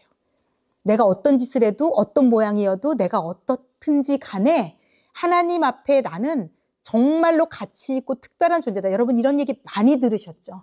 그런데 이게 실제로 내 안에 살아날 때 내가 내 인생을 다시 쓸 수 있어요. 그리고 새롭게 시작할 수 있어요. 이걸 매일 들을 수 있어야.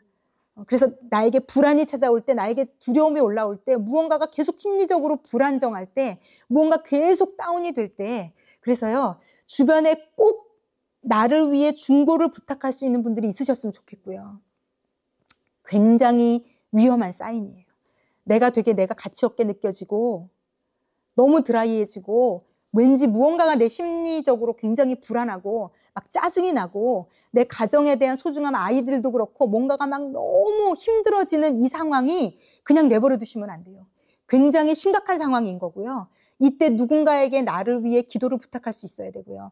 저는요, 제가 예수 믿으면서 제가 목사로 살면서 되게 놀라운 경험을 하는 게 뭐냐면요, 시시각각으로 너무 힘들어서 저한테 전화를 하시는 분들이 있고, 아니면 하나님이 나한테 전화하라고 알려주는 분들이 있어요. 왜 전화를 해야 되는지 모르겠는데, 예전에는 어느 날 사무실에서 너무 바쁜 날이었거든요. 그냥 너무 바쁜데 하나님이 그때가 오후였어요. 그런데 누구누구를 딱 떠올려 주시면서 우리 성도분 중에 지금 전화해 라는 마음을 너무 강력하게 주시는 거예요. 지금 전화해. 와, 근데 인간적인 마음으로는요, 하나님 이렇게 바쁜데 지금 전화해요? 이렇게 물어볼 정도로 바쁜 시간이었거든요. 그런데 제 마음에 너무 강력하게 제가 알아들을 수 있게끔, 왜냐면 바빴기 때문에 저는 그분한테 전화 걸 생각을 못할 이성적인 상황이었는데 계속 떠올려 주셨기 때문에 확실히 알았어요. 이건 하나님이 주시는 사인인지. 그래서 제가 저희 그 교육자실에 보면 뒤에 창고가 있는데 제 그 창고 문을 열고 들어가서 전화를 딱 걸었어요. 그랬더니 그분이 전화를 받자마자 울컥하셔가지고 저한테 뭐라고 얘기하셨냐면, 이런 경우가 저는 진짜 많아요. 뭐라고 얘기하셨냐면, 마음이 너무 힘들고 너무 외롭고 너무 지치고 자기의 존재 가치가 너무 없다고 여겨져서, 하나님 정말 저는 너무 존재 가치도 없고 너무 슬프고 너무 아프고 너무 외로운데 하나님이 만약에 저를 진짜로 사랑하시면 누가 한 사람이라도 저한테 전화 걸어서 당신이 저를 사랑하신다고 알려줬으면 좋겠어요. 그 마음으로 절박한 심정으로 앉아 있었는데 딱 전화가 떠서 보니까 제 이름이 뜬 거예요. 그러니까 제 이름 전화 뜨자마자 이미 놀란 거예요. 그리고 전화를 받았고 몇 마디 하지 않았는데 막 하나님이 제 입술을 통해서 막 얼마나 하나님이 그분을 아끼는지, 얼마나 사랑하는지, 네가 얼마나 가치 있는 존재인지 막 쏟아부어 주시고, 이분이 막 눈물을 흘리면서 제가 기도해드리고 같이 막 둘 다 막 저도 살아나고 막 그분도 살아나는, 하나님이 그런 일을 하게 하셨거든요. 저를 사역자로 하나님이 제일 많이 하게 하시는 일은 뭐냐면요, 어떤 많은 분들이 삶의 여러 가지 문제로 저한테 기도를 받으러 오시는데 그 여러 가지 문제로 기도를 받으러 오신 그분에게 하나님이 저의 입술을 통해 꼭 하시는 게 있어요. 정말 그게 빨리 해결이 돼야 되는 문제인데 하나님이 저를 통해서 기도하게 하시는 건, 내가 너를 너무 사랑한다. 내가 너를 창세전부터 예정해서 만들었고 지었고 너는 나에게 있어서 이 세상에서 가장 소중한 딸이고 너무나도 귀한 존재고 하나님 얼마나 사랑하시는지를 저를 통해서 막 부어주세요. 그러면 문제는 저한테 기도받으러 온 문제는 저건데 이미 하나님이 그분의 내면 안에서, 마음 안에서 하나님은 아셨던 거죠. 그 문제가 해결된다고 지금 해결될 일이 아니라 이분 안에 있는 그 사랑받고 싶은 그 어린아이, 사랑받고 싶어요. 저 너무 외로워요. 저 너무 그래서 불안해요. 저에게 사랑을 주세요 라고 하나님 알아들으신 거죠. 오히려 본인도 모르는데 하나님 알아들으시는 거예요. 여러분, 우리 하나님은 얼마나 여러분에게 사랑을 주고 싶으신지 몰라요. 진짜 제가 사역자 하면서 소름이 끼칠 정도로 얼마나 사랑하시는지, 딸아 내가 너를 사랑한다, 이 얘기를 얼마나 하고 싶어 하시는지 몰라요. 정말 하나님은 확성기를 대고 매일매일 우리에게 들려주고 싶어 하세요. 너무 사랑한다고. 나는 너를 누구와도 바꾸지 않는다고. 네가 무슨 짓을 했어도 나는 너를 사랑한다고. 이 음성이 들리면 살아날 수 있어요. 이 음성이 들리면 우리 안에 있는 모든 불안, 모든 서러움, 분명히 남편 때문에 서러웠고 애 때문에 서러웠고 친정 때문에 열받았고 그 원인은 다 달라요. 그런데 그 하나님의 놀라운 사랑이, 나만을 향한 그 집중적인 사랑이 나에게 스파트라이트이 하늘에서 탁 켜지면서 나만 바라보고 있는 이 세상 다 필요 없고 됐고, 나는 나만 바라보시는 그 하나님의 시야와 사랑과 그 은혜가 확 조명이 되는 순간, 켜지는 순간 우리가 이 땅에 어떤, 그래서 저는 예수로 충만해지실 수만 있으면, 예수로 이 영혼이 채워지실 수만 있으면 남편이 어떠해도, 아이가 어떠해도, 내 친정이 어떠했든, 지금 내 시댁이 어떻든 우리 살아갈 수 있어요. 진짜 살아갈 수 있어요. 하나님은 아세요. 우리가 사랑받지 못해서 이렇게 아프다는 걸. 저 사랑받고 싶어요. 저 너무 외로워요. 저 너무 괴로워요. 저 이렇게 아팠어요. 하나님 너무 알고 계시거든요. 그런 우리를 하나님 너무 끌어안고 싶어 하시거든요. 그리고 예수님의 그 십자가 사건은 우리에게 뭐 영적인, 신학적인 다 필요 없고요. 하나님이 예수님을 2000년 전에 십자가에 달리게 하신 이유는 내가 이만큼 너를 아끼고 사랑한다는 걸 보여주신 하나님의 사랑의 메시지입니다. 그리고 내가 너를 사랑한다는 건 말로만의 사랑이 아니야 라고 우리에게 보여주신 거예요. 그래서 그걸 기억할 수 있도록, 매번 기억할 수 있도록. 그래서 이 책에서는 이 세 번째 엄마를 이렇게 끝맺어요. 긍정적인 기억을 살려내라고. 그런데 우리 예수 믿는 우리에게는 하나님이 한 단계 더 앞서 더 나아가서 뭐라고 말씀해 주시는가 하면, 내가 그 긍정적인 기억을 차마다 살려낼 수 없어도 지금 부어주시는, 이제 우리는 부모가 바뀐 사람이잖아요. 그런데 우리의 부모는, 내 부모는 나를 무조건적으로 끌어안으시고 사랑해 주시는 분이고요. 그분의 사랑은 우리의 사랑과는 달라서 우리를 좋은 길로, 옳은 길로, 바른 길로 반드시 우리의 손을 잡고 데리고 가시는 분이세요. 그래서 이 하나님의 사랑이 우리에게 긍정의 최고의 힘이 되었으면 좋겠고, 이 하나님의 사랑한다는 그 음성이 우리를 살려내는 음성이 되었으면 좋겠어요. 자, 그리고 오늘 마지막에 네 번째 엄마 마저 좀 정리를 해드리면요. 네 번째 엄마는 차별 이제 하는 엄마거든요. 그런데 이 차별은 모두에게 아프다예요. 자, 우리가 아이를 낳으면 사랑도 주지만 우리가 갖고 있는 결핍도 줘요. 그러니까 이게요, 자식을 낳으면 무서운 게 좋은 것만 우리가 안 줘요. 우리가 완벽한 인간이 아니잖아요. 그래서 많은 경우 자녀 때문에 고통하고 있는 엄마들에게 제가 우리가 무의식의 영역에서도 우리는 자녀에게 우리의 결핍을 대물림하고 있어요. 그래서 그걸 잘 찾으시면 우리가 우리 아이를 살려낼 수 있어요. 아이도 어릴 때부터 우리 때문에 많은 영역이 이렇게 어려워졌을 수 있어요. 네. 그리고 특히 제가 왜 이런 아이들 있거든요. 우리 애가요, 너무 거짓말을 많이 해요. 얘 너무 속을 많이 썩여요. 유독 질적으로 굉장히 나쁜 일을 반복적으로 많이 하는 아이들이요, 특별히 우리는 굉장히 얘를 어떻게 고칠까에 몰두하는데요. 10중 8구 그 아이가 사랑이 부족해서 그래요. 이게 충격적인 일이에요. 이게 충격적인 일이에요. 아이의 그 문제가 나 때문이라고 이렇게 연결될 수 있어요. 그런데 그것의 가장 큰 원인이 차별일 수 있어요. 그래서 오늘은 좀 이걸 우리가 나에 대한 것도 잘 정리를 하고 내가 내 아이에게도 좀 안 물려줄 수 있으면 제일 좋겠다.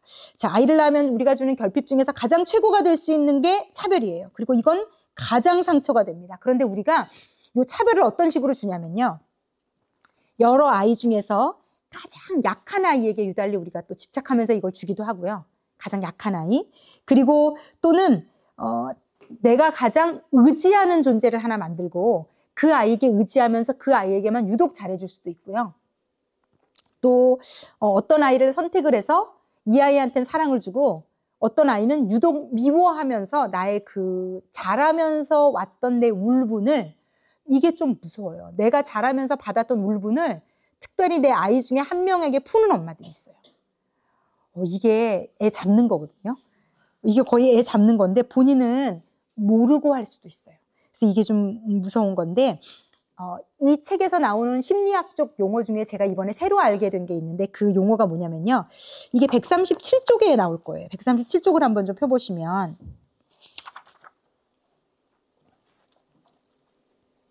네. 자, 137쪽에 보면 차별받은 아이들의 마음에 이제 어떤 마음이 있냐면, 거기 그 위에서 셋째 줄에 이 따옴표 있는 그 문장 있죠. 엄마, 그때 나한테 왜 그랬어? 나한테만 왜 그랬어? 동생한테는 안 그랬잖아. 나 그때 많이 서러웠어. 무슨 말이야? 난 똑같이 사랑했어. 안 그랬어. 엄마들은 다 부정해요. 이렇게. 똑같이 사랑했다고 얘기해요. 맨날 나만 야단치고 그랬잖아. 네 동생은 어리고 좀 더 큰 너가 맞춰주는 거지. 아직도 그러니? 너도 참 철없다. 당연히 뭐 그럴 수도 있는 거 가지고 너 왜 그래? 이제 부모들은 이렇게 아무렇지도 않게 얘기하는데, 자녀는 차별받은 서름에 힘들었는데 엄마의 기억에는 없습니다. 똑같이 대했는데 얘가 왜 이러나 의아한 표정입니다. 진심으로 그래요. 하지만 행동에 대한 정의는 주는 사람이 내리는 게 아니라, 이걸 여기 계신 엄마들도 알아야 돼요. 행동에 대한 정의는 준 사람이 내리는 게 아니라 받는 사람이 내리는 거예요. 받는 사람이 받았다면 그런 거예요. 내 아이가 엄마가 차별했다고 말한다면 한 거예요. 우리가 엄마에게 엄마가 차별했잖아 라고 우리가 느꼈다면 차별 받은 거예요. 자, 상처의 기억을 안고 있다면 부모는 무의식적으로 알게 모르게 자녀에게 상처를 주었던 것입니다. 그런데 형제자매 간의 차별은 자녀에게 유독 가슴 시린 상처를 남깁니다. 자, 여기서 나오는 용어가 가족 희생양이라는 용어예요. 가족 희생양이라는 개념은 가족의 갈등 상황에서 가족 구성원 중 한 명을 희생양으로 이용하여 가족의 구조를 유지해가는 데서 기인합니다. 가족 희생양이 만들어지는 시작은 부부 갈등, 즉 부모의 문제에서 출발합니다. 부모의 불안, 엄마의 불안을 자녀에게 돌림으로써 긴장 상태를 완화하는 것이죠. 가족 희생양의 개념은 자녀 차별과도 맞닿아 있습니다. 이게 무슨 말인지 제가 좀 설명을 드릴게요. 자녀 중에 한 명을 희생양으로 만든다는 거예요, 엄마가. 자기도 모르게 무의식적으로. 그래 놓고 예를 들어 부부가 막 문제가 있잖아요. 그러면 너무 불안하거든요. 우리 남편하고 이렇게 문제가 있는데 어떡하지? 우리 남편이 나를 사랑 안 해주는데 어떡하지? 우리 남편이 이런 문제가 있는데 어떡하지? 이걸 어떻게든 해결을 하고 싶은데 해결이 안 되니까 막 불안하거든요. 그런데 이 불안을 너 왜 이렇게 공부 안 해? 네가 공부 안 해서 엄마가 이렇게 힘든 거야로 투사하고 정가시키고 완전히 걔한테 몰빵으로 몰아붙여가지고 얘를 쥐잡듯이 잡으면서 희생양을 만들면서 자기의 불안감을 덜어내는 거예요. 이게요 진짜 좀 무서운 거예요.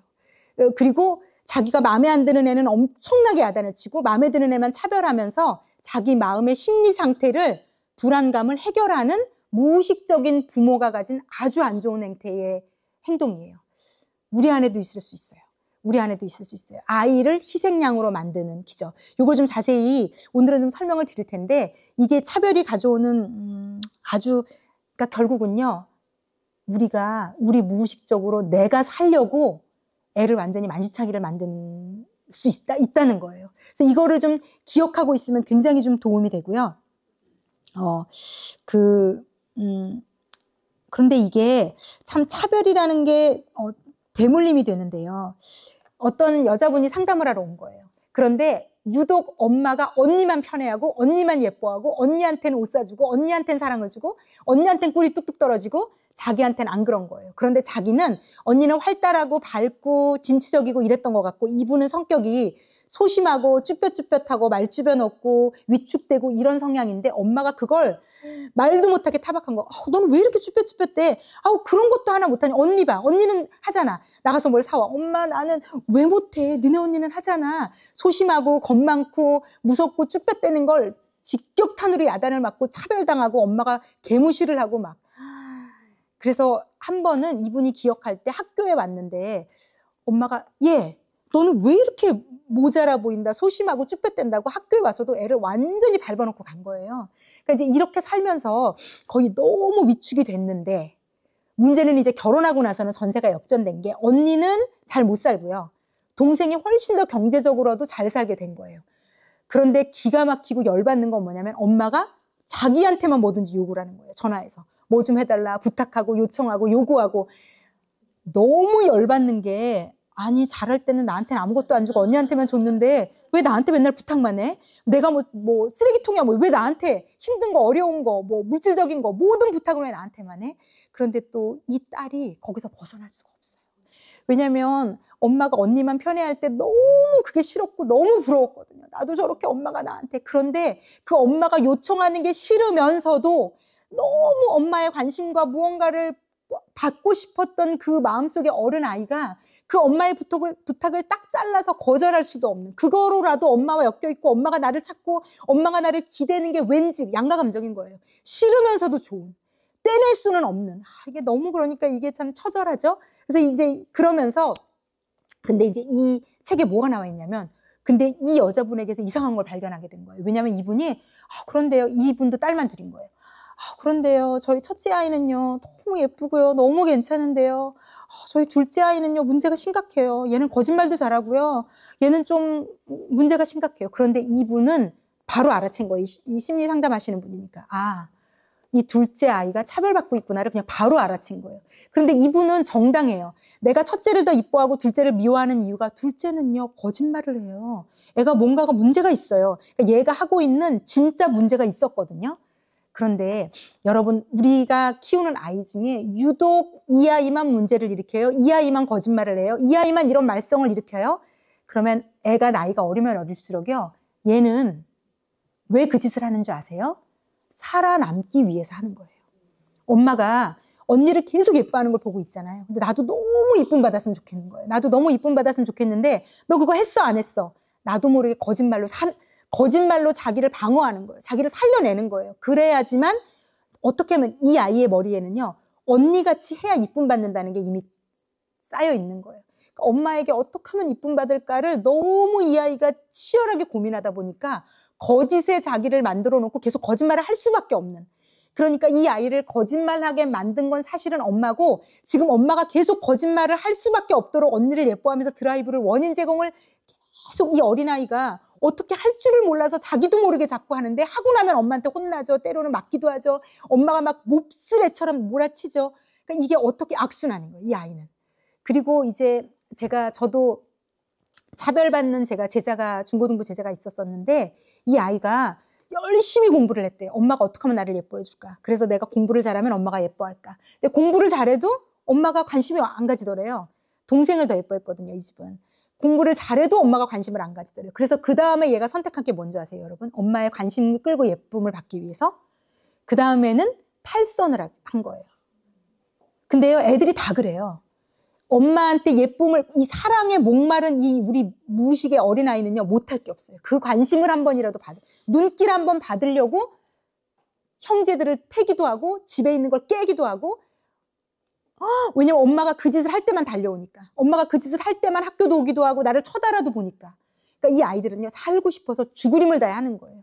그래서 여럿을 키우는데 아이가 이상한 행동을 계속 반복적으로 하고, 이 애는 안 그런데 다른 애만 그래요 라는 마음이 있으시면, 어쩌면 그 아이는 살고자 계속 그 짓을 하는 걸 수도 있어서, 그게 어디서부터 나왔는지를 좀 꼼꼼히 살펴보실 필요가 있어요. 그리고 우리도 어릴 때부터 문제 행동을 내가 계속했다면, 문제 행동을 했으니까 너는 이래서 싸라고 생각할 수 있는데, 어쩌면 차별 때문에 온 살고자 하는 우리의 방식이었을 수도 있겠다라는 생각이 들어요. 그래서 이분은 자신이 이제 사랑을 못 받았기 때문에, 근데 보니까 이 책에서 그렇게 얘기해요. 이 둘째를 보면서, 이 엄마는 이 둘째를 보면서 누구를 보고 있는 건 줄 아세요, 지금? 자기를 보고 있는 거예요.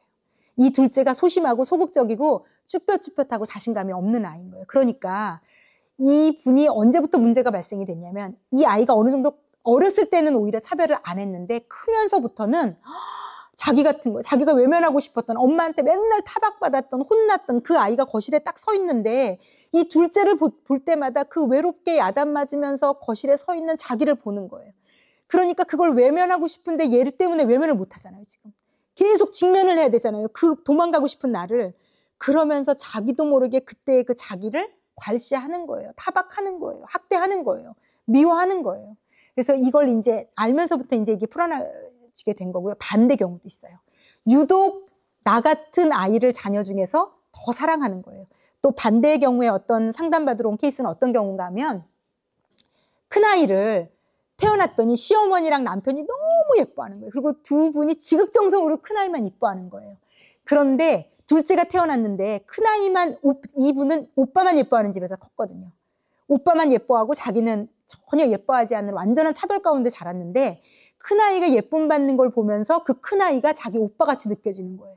그러면서 자기도 모르게 큰아이가 셈이 나는 거예요. 왜 저렇게 쟤만 예뻐요, 우리 시어머니랑 남편은? 그리고 둘째가 태어나니까 이 엄마는 보란 듯이 그 큰 애가 자기 오빠인 거예요. 그러니까 보란 듯이 자기 둘째만 큰애 보는 앞에서 더 예뻐하고 더 챙겨주고 너는 그래도 싸. 너는 다 받았잖아. 막 그런 느낌으로 이게요. 이 심리적인 우리가 원가족에서 받았던 내가 결국은 대물림을 해서 나도 내 아이에게 그걸 줄 수 있고요. 저는 제가 봤을 때 저는 차별을 당연히 했을 거라고 생각하는데 저는 눈에 불을 보듯 그려져요. 왜 자기 같은 애를 더 사랑한다고 하는데 저는 저 같은 애를 이 첫 번째 엄마처럼 미워했을 거예요.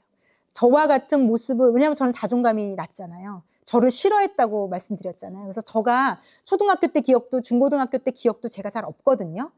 그런데 그거 없는 이유는 뭐겠어요? 뇌에서 밀어낸 거거든요. 우선순위에서 500이 밖으로 내가 무의식에서 밀어낸 건데 그 순위를 자꾸 탑 배관으로 끌어올리는 존재가 내 자식이면 제가 걔가 좋았겠냐고요.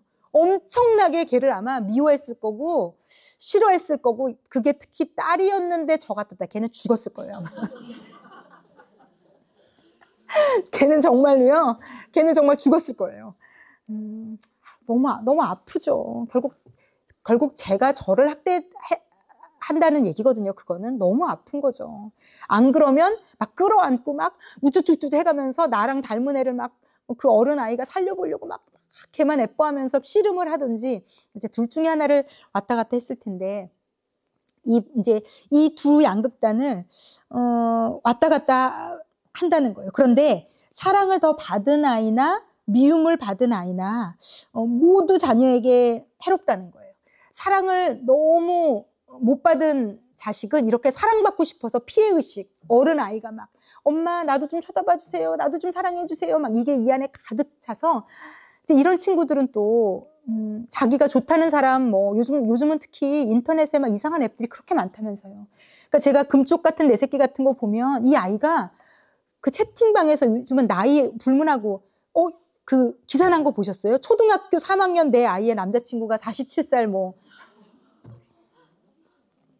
그러니까 앱상에서 채팅을 요즘은 나이를 밝히지 않고 주고받잖아요. 이 아이는 너무 사랑이 고픈 아이인데 엄마 저 좀 사랑해 주세요. 근데 우리 엄마는 사랑을 안 주고 막 앱에 들어갔더니 어떤 남자가 너는 너무 예쁘고 뭐 사진 보내봐 그랬더니 너는 왜 이렇게 뭐 이쁘게 생겼니 막 나를 막 엄청 우리 엄마한테서 못 받은 사랑을 막 주고 그래서 이제 그 사람을 만나러 갔는데 뭐 40 몇 살 유부남이라는 거 아니겠어요?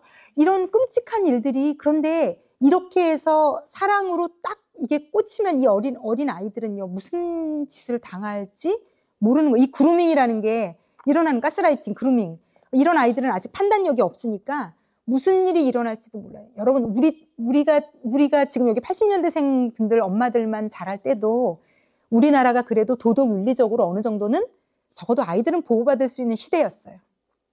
그래서 아무리 사랑이 고파도 이런 이상한 일들이 벌어질 수 없는 그래도 어느 정도는 도덕적으로 깨끗한 지금은 그렇지 않아요. 이 어린 아이들 성범죄가 너무너무 심각해져 있는 또 요즘 아이들이 또 여자아이들이 빨리 크잖아요. 굉장히 성장 호르몬도 빨리. 그래서 너무 성숙해지는 게 생리도 일찍 하고. 그래서 이런 아이들이 이렇게 노출되는 상황이 너무 많거든요. 이제는 우리가 아이들을 어떻게 키우느냐가 이 아이들이 사회적으로도 굉장히 위험할 수 있는 위험 부담이 생긴 시대이기 때문에 정말 우리가 내가 받은 사랑들을 잘 점검하고 내가 아이에게 주는 사랑을 점검하지 않으면 굉장히 위험할 수 있는 시기가 됐다. 그래서 이 피해의식을 가지고 자라기 때문에 이게 문제가 되고요. 이렇게. 그리고 또 사랑을 편애를 받은 사람도 문제가 있는데 이 편애를 받은 사람은 부모랑 우리가 지난주에 나눈 것처럼 미분화예요. 아직 연결고리가 끊이지 않아서 계속 질질질질 이 부모에게 끌려다녀서요. 제가 이 책을 읽으면서도 예전에도 책을 읽으면서도 느꼈던 건데 충격적인 건 뭐냐면요, 여러분. 부모의 전폭적인 편애를 받고 자란 자식들이 대부분 잘 안 풀려요.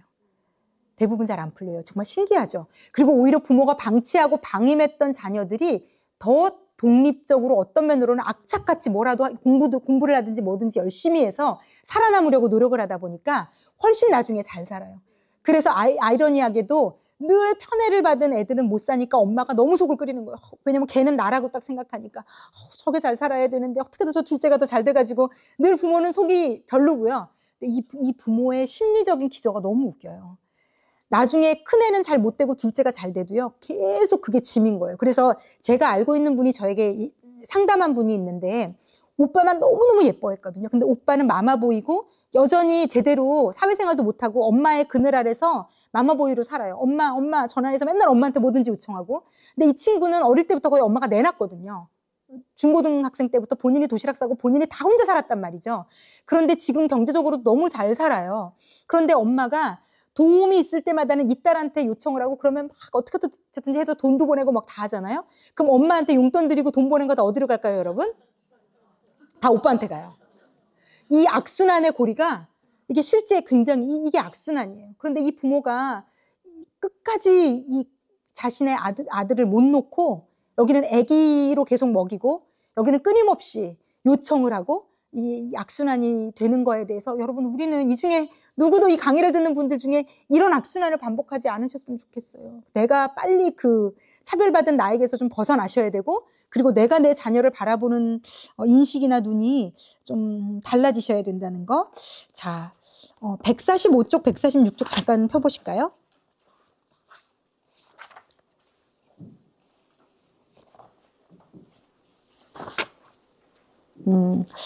요거는 조금 이따가 제가 읽어도 돼요. 왜냐면 제가 요거 무슨 얘기 하려고 읽으려고 그랬냐면요. 이 어떤 남자분이 두 케이스가 온 케이스인데, 이 분은 형이, 아까 제가 미분화되는 게 더 무섭다고 얘기하고 싶은 게요. 그럼 둘 중에서 누가 더 망가지냐, 결국은요, 부모랑 미분화된 자식이 더 해로워요.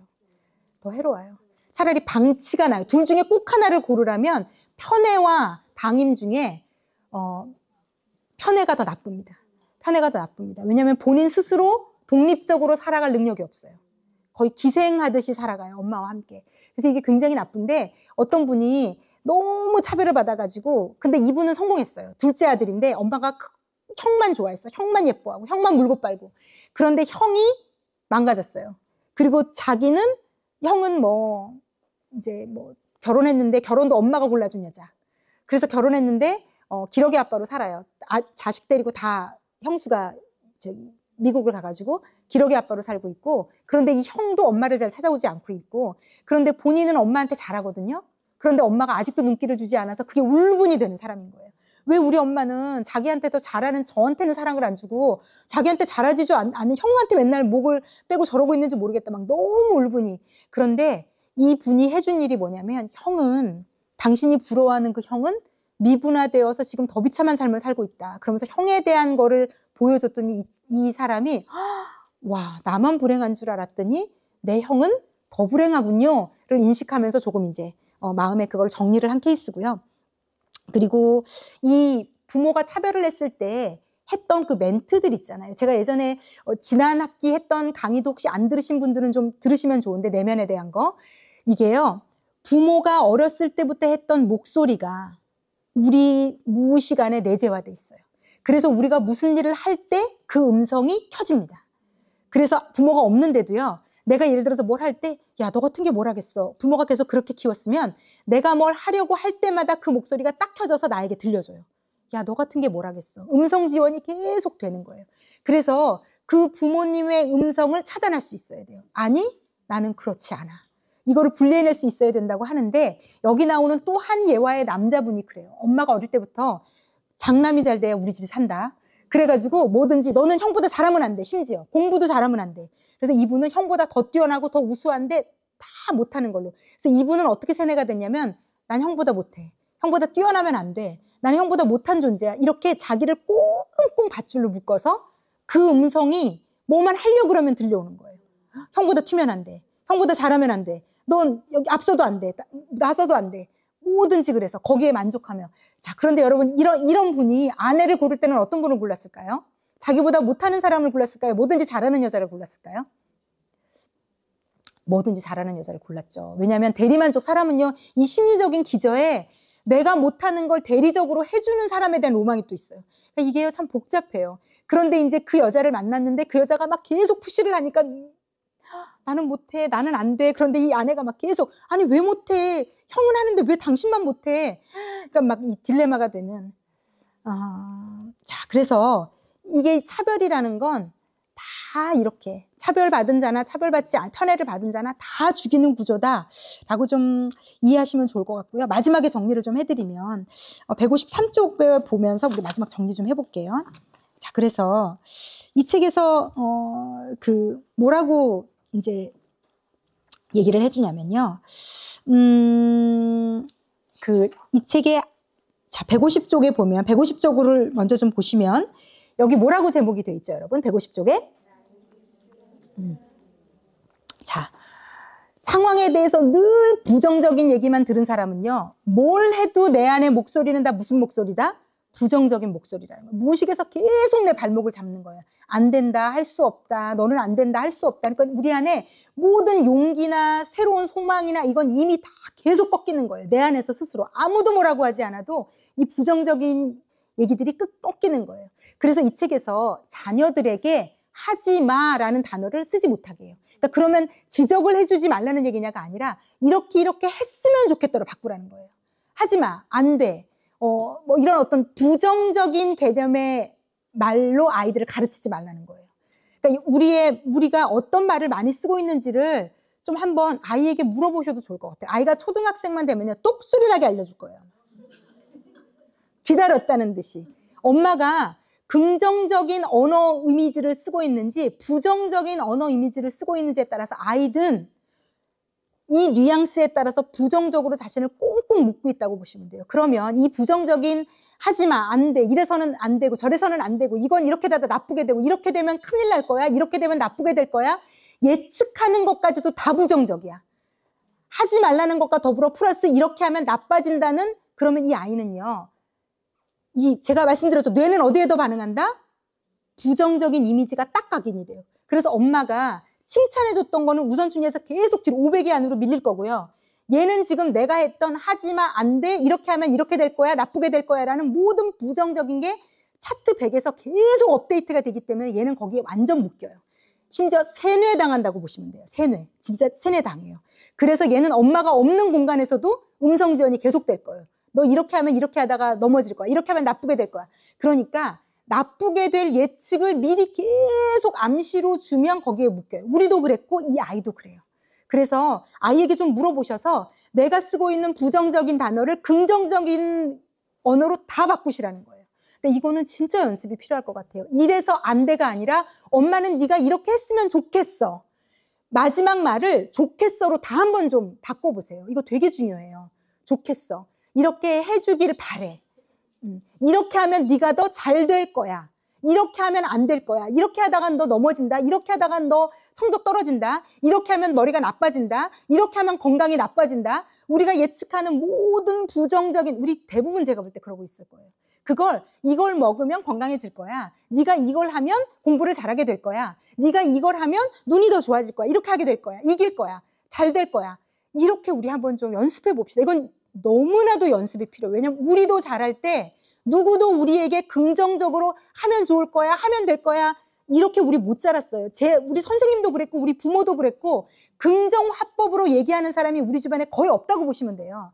그게 그분이 나빠서가 아니라 우리 다 그렇게 자랐거든요. 하지 말라는 것도 많이 들어보셨어요? 하면 잘 된다는 얘기도 많이 들어보셨어요? 우리 다 그렇게 자랐어요. 그래서 우리도 세뇌됐어요. 줄줄줄줄 우리는 그렇게 세뇌됐거든요. 그런데 이게 우리의 족쇄가 될 수 있다는 거예요. 그래서 우리가 좀 연습해 봅시다. 그게 또 우리를 살리는 길이기도 해요. 이렇게 하면 잘 될 거야. 이렇게 되면 나아질 거야. 이렇게 되면 오늘은 조금 힘들어도 일주일 뒤면 조금 괜찮아지니까 너 이렇게 하다가 한 달 뒤면 너 눈 나빠진다. 이런 식으로 가지 마. 우리의 모든 습관적인 하지 마.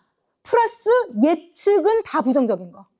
그래서 우리의 언어를 바꿉시다. 우리의 언어가 바뀌면 성경은요, 여러분, 이 심리 상담가들이 간절히 마지막에 바꿔주는 게 있어요. 우리를 부모를 다 조명해주게 만들어서 부모의 스토리를 몇 주 동안 계속 들은 다음에 그 부모가 했던 나쁜 걸 떠나보내게 해요. 첫 번째, 부모와 나와의 나쁜 관계를 떠나보내게 하고, 두 번째는 아까 말씀드린 것처럼 부모의 얘기했던 기억 중에 좋았던 걸 살려내주고요. 세 번째 하게 하는 게 긍정 이미지를 심는 걸 시도해요. 그게 뭐냐면 긍정적인 말을 하라는 거예요. 자신에 대해서도 긍정적인 말을 계속 하라는 거예요. 이렇게만 해도 달라질 수 있다고 세상은 말해요. 여기까지만 해도 많이 달라질 거라고 얘기해요. 정말로 많은 영역에서 달라질 거라고. 예수가 없음에도 불구하고. 그런데 여러분, 우리는 예수가 있잖아요. 예수가 있잖아요. 우리를 만드신 아버지가 하늘 아버지잖아요. 그리고 모든 성경은요, 예수 그리스도 이래로 모든 성경 말씀은 다 긍정적인 거예요. 그리고 하지 말라가 아니라 다 하라는 거예요. 악으로 손을 갚아라, 용서해라, 이해해라, 배려해라, 사랑해라. 하나님이 우리에게는요, 다 하라로 얘기하세요. 이렇게 되면 구약에 예수님이 십자가를 지시기 전까지는 이렇게 하면 나빠질 거야가 다 있어요. 그런데 예수님이 십자가를 지신 이후로는요, 이렇게 하면 잘 될 거야. 예수님을 믿으면 구원받을 거야. 예수님이 너의 모든 죄를 다 없애주실 거야. 예수가 이렇게 할 거야, 이렇게 할 거야. 다 긍정적인 거예요. 그래서 우리도 예배 가운데 기를 쓰고 하나님이 주시는 긍정의 메시지를 받으셔야 돼요. 여러분, 일주일에 이 한 번의 예배가 너무 중요해요. 왜냐하면 예배는요, 하나님이 하시는 말은요, 찬송가 가사 중에 부정적인 거, 안 될 거야, 잘못될 거야, 하나님이 너를 사랑하지 않을 거야, 이런 거 들어보신 사람. 성경 말씀 중에, 설교 말씀 중에 우리가 안 된다는 얘기, 결국은 그래서 우리는 네가 타고난 걸 해결할 수 없다는 얘기, 생긴 대로 산다는 얘기 없잖아요. 말씀을 제가 이제 뭐 저희 신도에도 한 장씩 말씀을 읽고 있고, 또 제가 예전에 특화 속으로 했던 분들이랑 지금 말씀 녹음해가지고 하는 카톡방이 제가 여러 개 되고, 와, 정말 제가 카톡방이 장난이 아니에요 지금. 알림을 꺼놓지 않으면 알림 받다가 인생이 끝나야 될지도 모를 정도로. 아니 근데 너무 좋아요. 제가 이번에도 특화 속으로 40일 작정기도 특화 속으로 하고 있는데, 이제 이것도 매일매일 우리가 기도하면서 완료 올리고 있거든요. 너무 좋아요. 우리의 영을 흔들어 깨워서 부정적인 쪽으로 못 가게, 나를 부정적인 생각, 안 된다는 생각, 그래 너는 어쩔 수 없다는 모든 내가 이 부모에게서 세상에서 들었던 나를 하찮게 여기는 그 내재된 목소리, 여러분, 우리 안에 나를 하찮게 여기는, 무시하는 모든 목소리와 싸우셔야 돼요. 자 여러분, 이게요 너무 중요해요. 너무 중요해요. 이게 부모한테서 왔든 뭐 어때서든, 저는 지금 원인을 찾아드리는 일을 하고 있지만, 자, 됐고예요. 그게 어디서 왔든 중요하지 않아요. 어디서 왔든 내가 나를 하찮게 여기는 내재된 목소리, 나를 무시하고, 나를 아끼지 않고, 나를 무시하고, 나에 대해서 소중히 여기지 않고, 귀중히 여기지 않고, 그 모든 것들을 1차적으로 거부하실 수 있어야, 밀어내실 수 있어야 우리가 건강하게 나를 볼 수 있고, 더 중요하게 내 자녀 키울 수 있어요. 내가 나를 무시하고 하찮게 여기고 소중히 여기지 않는 사람이 절대로 아이에게 전폭적인 사랑과 긍정의 말을 주면서 키울 수 없어요. 임파서블해요. 불가능해요. 무의식적으로 계속 부정적인 암시 메시지를 주고 있거든요. 내가 사랑받지 않고 있기 때문에, 내가 나를 하찮게 여기고 있기 때문에. 그래서 이것에 대해서 우리가 끊임없이 싸우셔야 돼요. 우리가 싸울 영적 싸움은 내 자녀와의 싸움이 아니에요. 나와 건강하게 영적으로 잘 싸우시면요, 주 안에서 우리 아이에게는요, 나를 통해 예수님의 생명이 막 흘러가기 시작할 거예요. 왜? 내 눈빛이 바뀔 거고, 내 마음이 바뀌면 내가 주는 눈빛, 말투, 태도 다 바뀔 거거든요. 그래서 아이랑 먼저 씨름하지 마시고 나랑 씨름하셔야 되고요. 내 안에 들려오는 목소리가 무엇인지를 찾아내셔야 되고요. 그리고 그 원인을 아셨다면 하나님 앞에 가지고 나가셔서 그 목소리와 싸우시고 이기시고 은혜로 대체하셔야 돼요. 자, 그래서 먼저 연습하시는 것은 우리 입술에 있는, 생각에 있는 부정적인 말들을 바꾸시는 거 이번 주 동안 좀 연습하셨으면 좋겠어요. 그리고 아이가 어릴수록 아이에게 꼭 물어보세요. 제가, 맞아요. 저희 간사님하고도 얘기 나누면서 아드님하고 엄마에 대해서도 얘기를 좀 나눴다 그래서 제가 너무 칭찬해 드렸거든요. 큰 아들이라도 한번 물어보세요. 엄마가 쓰는 말 중에 엄마는 어떤 말을 많이 쓰는 것 같니? 뭐 부정적인 말을 많이 쓰는 것 같니? 물어보셔서 막상 들으면 진짜 열받을 거거든요. 막상 하라 그래서 막 애가 막 엄마는 이럴 때 이렇게 얘기하고 이렇게 얘기하고 그러면 우리가 이제 우리 안에 어떤 게 올라오냐 슬슬 분노가 차오르기 시작하면서 야 그건 네가 잘못하니까 엄마가 그렇게 얘기한 거잖아. 그러면서 이제 그걸 우리는요 내 죄가 맞아요. 내가 잘못했어요라고 전적으로 인정하는 게 죄된 본성을 가져서 어려워요. 그게 꼭 내가 잘못해서만 그랬어. 네가 원인 제공했잖아로 원인을 상대에게 탁 돌리고 도망가는 거를 늘 해왔기 때문에 그렇게 하고 싶거든요. 너 때문이라고. 그런데 우리가 솔직하게 그래 나 때문이야 라고 인정하시면서 그걸 이제 좀 잘 하나님 안에서 사실 나 때문도 아니긴 하거든요. 죄 때문이에요. 죄. 옛사람 때문이에요. 근데 우리는 하나님이 우리의 그 죄를 너라고 얘기 안 하세요, 여러분. 우리의 죄인 거고요. 우리의 옛사람이고요. 그건 내가 아니에요, 이제는. 예수님 까닭에 우리는 새 사람이 됐고요. 우리는 새로운 피조물이 됐고요. 우리는 새 것이 되었어요, 여러분.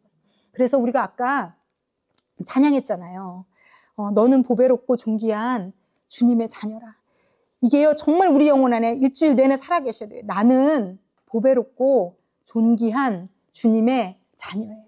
내가 여러분 또 실수할 거예요. 또 아이한테 어떤 얘기를 했든, 또 어떻게, 모지랭이 또 이래. 너는 이래. 자기가 자기를 욕하는 게 습관이 된 사람은요, 무슨 일이 일어날 때마다 자기를 욕하거든요. 저는요, 제가 보니까요, 무슨 일을 잘못하면 꼭 제가 저를 뭐라고 하더라고요. 저는 쌍욕은 잘 못해요. 좋은 일이라고 생각은 드는데, 욕은 거의 입에 담아본 적이 없어서 욕은 못하는데, 할 수 있는 한 신랄하게 저를 지적하고 비판해요. 그런데, 그 지적과 비판이 결국 나를 멍들이고요, 나를 묻고요. 그래서 내 안에 여유가 없고요, 사랑이 없고요, 다른 사람 정죄자라고요, 비판자라고요. 그랬던 것 같아요. 그런데 그 나를 정죄하는 내 말을 딱 잡으셔야 되고요. 그러면서 바꾸셔야 돼요. 하나님 앞에 우리는 보배롭고 존귀한 주님의 자녀고요. 예수님의 핏값으로 산 나는 존재고요. 그걸 나에게도 선포할 수 있어야 돼. 내 옛사람에게, 내 죄에게. 아니, 나는 예수님의 핏값으로 산 하나님의 자녀고, 우리의 정체성은 뭐다? 하나님의 자녀예요. 하나님이 나를 사랑하사 나를 위해 예수님께서 십자가에 피 흘리실 만큼 값어치 있는 존재예요. 누구도 나를 뭐라고 하게 내버려 두시면 안 돼요. 그래서 그 정체성으로 매일매일 사셔야 돼요. 싸우셔야 돼요. 부족할 때마다, 모자랄 때마다 예수의 피 뒤로 숨으셔야 돼요. 도망가시면 안 되고 딴 데로요. 그래서 그렇게 하나님의 값으로, 하나님의 정체성으로 매일매일 일어나시는 그렇게 살아내시는 저와 여러분이 되시기를 예수님의 이름으로 축원합니다. 아멘. 아멘. 우리 한 가지 기도하고 우리 또 오늘 찬양하고 할 텐데 우리 한 가지 기도할게요. 기도하실 때 아버지 당신의 눈으로 나를 보게 해 주십시오. 당신의 눈으로 나를 보게 해 주십시오. 당신의 눈으로 나를 보게 해 주십시오. 그리고 내가 싫어하는 나의 모습, 내가 어렸을 때의 그 나의 모든 것들 하나님 떠올려 주실 때마다 잘 그 어른 아이를 떠나보낼 수 있도록, 해결할 수 있도록 도와주시고, 그래서 하나님 내 안에 그 내 뇌의 기억의 차트에 부정적이고 슬프고 아프고 기억이 아니라 이제 하나님이 주신 은혜롭고 소망이 있고 사랑스럽고 좋은 기억들이 모든 나의 1부터 100이 차트를 차지할 수 있도록 하나님 저를 축복해 주시고 인도해 주십시오. 우리 다 함께 하나님 앞에 기도하며 나아가겠습니다. 사랑하는 하나님 아버지, 풀어놓아 다니게 하라. 하나님 영적으로 지금 묶여있고 너무 오랜 시간 묶여있는 우리의 기억과 우리의 마음과 우리의 내면에 있는 어른 아이들이 당신으로 인해 만져지기를 원합니다. 그래서 그 어릴 때 이래서 묶였고 저래서 묶였고 이래서 나는 아팠고 이래서 서러웠고 이래서 슬펐고 이 아이들이 당신의 놀라운 사랑 안에 당신의 팔 안에 엉겨서 엉엉 울고 위로받고 다독임을 받고 그 사랑 안에서 하나님 풀어놓아 다니게 되는 놀라운 역사가 있게 되기를 진심으로 소원합니다. 하나님, 하나님이 말씀하시는 그 정체성으로 나를 바라보게 하시옵소서. 예수님의 핏값으로 산 존재고 하나님의 자녀고 하나님의 사랑을 받는 자고 하나님 그 당신의 음성이 우리의 내재화된 부정적인 음성을 갈아치우게 도와주시고 우리의 내외에 있는 모든 기억들이 사랑받고 은혜받고 따뜻한 기억들로 대치될 수 있도록 아버지 우리의 뇌까지도 하나님 새롭게 하시고 치유해 주시고 회복시켜 주시기를 진심으로 소원합니다. 아버지 은혜로 우리를 만나주시고 인도해 주십시오. 감사를 드리며 예수님의 이름으로 기도했습니다. 아멘. 아멘. 제가 너무 이게 하나님이 주시는 마음이 아닌가라는 생각이 한 개 든 게 있는데 여러분에게 좀 숙제를 드릴게요. 이번 주부터 예배를 나가실 때요. 첫 번째 예배에 늦지 말고 가보시고요. 예배가 이 하나님의 우리의 내재화된 음성 우리의 뇌의 차트에 있는 모든 부정적인 이 순위가 예수 믿고도 안 바뀌는 분들이 너무 많아요. 100위까지 500위까지가 다 부정적인 기억만 있는데 교회만 다니는 거예요. 이런 분들이 생각보다 너무 많다는 마음을 주시거든요. 그래서 이 예배가 우리의 이 뇌의 차트를 바꿀 수 있는 영적인 유일한 공급처거든요. 그래서 예배를 드리실 때 늦지 말고 와보시고요. 지금보다 30분 일찍 일어나서 일찍 예배를 한번 준비해 보시고요. 그리고 저에게 지금 강력하게 어떤 마음이 드냐면요. 예배 드리실 때 앞쪽에 가서 앉으십시오. 자, 다시 한번. 이건 정말 하나님이 저에게 지금 너무 주신 강력한 메시지예요. 예배를 드리실 때 최대한 앞쪽에 가서 담임 목사님 있는 가장 가까운 쪽에 앉아서 어떤 마음으로 앉으시냐면 담임 목사님이 사람이 아니라 하나님, 오늘 저에게 말씀하십시오. 제가 듣겠습니다. 우리의 뇌가 새로워지고 우리의 기억이 새로워지고 우리가 어릴 때부터 꽁꽁 묶여있던 그 어른 아이가 울고 있는 통곡하고 있는 그 어른 아이가 안아지고 만져지고 예수 그리스도의 보혈로 덮어지면서 치유받는 아주 구체적으로 하나님의 약속입니다. 이번 주 예배부터 꼭 한번 해보십시오. 하나님이 여러분을 부지불식 중에 만지고 계시지만 가장 놀라운 것은 예배의 현장입니다. 성령님이 폭발적으로 역사하시는 이번 주부터 반드시 예배에 늦지 말고 가시고요.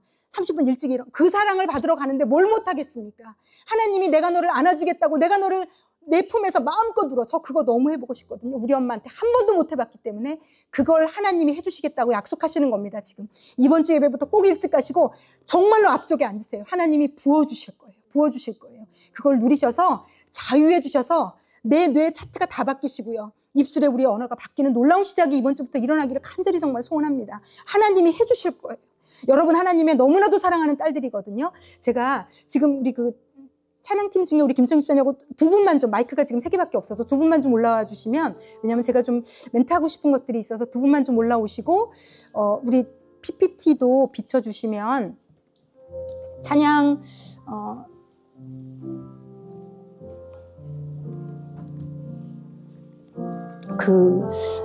이 찬양을 우리가 좀 뜻을 생각하면서 하나님하고 왜냐면 제가 지난주에 이 말씀을 막 준비하고 있는데 하나님이 이 찬양을 부르고 싶은 마음을 너무 부어주셨거든요.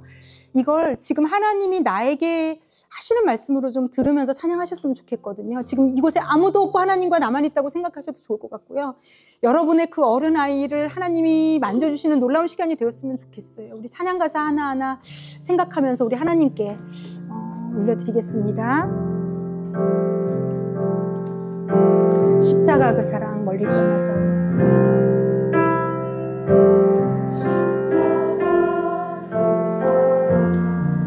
멀리 떠나서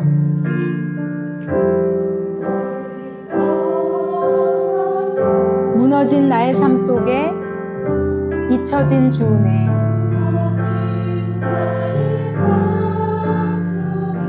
조금만 더 빨리 불러도 괜찮을 것 같아.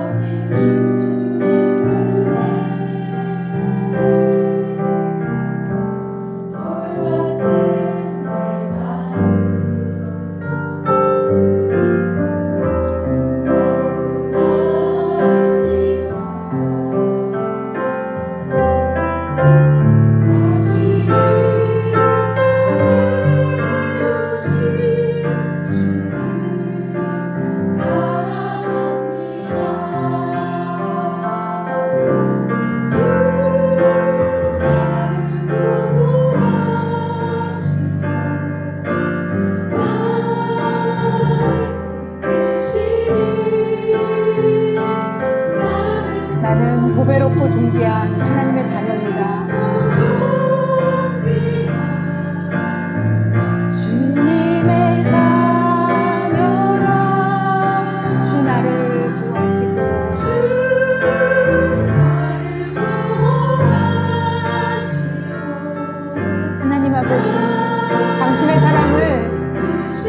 딸들에게 부어주십시오.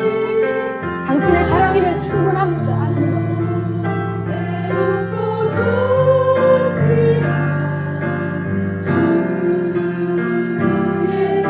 우리 후렴 한 번 더 고백합니다. 주 나를 보호하시고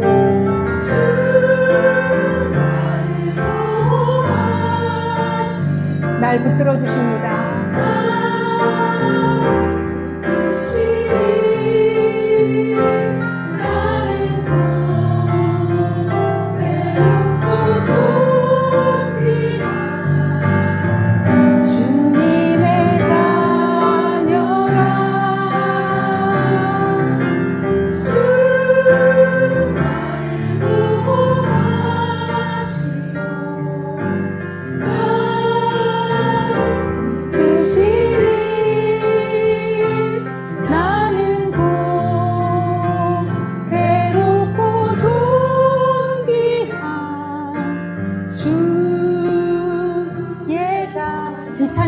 가사가 정말 좋아요. 지나간 일들을 기억하지 않고 여러분들의 지나간 과거를 하나님이 깨끗게 회복시켜 주실 겁니다. 얼마나 아팠든지 상관없습니다. 하나님께서 하실 겁니다.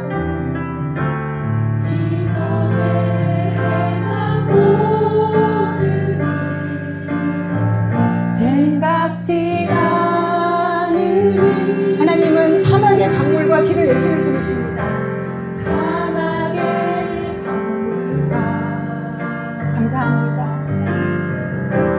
길을 내시는 주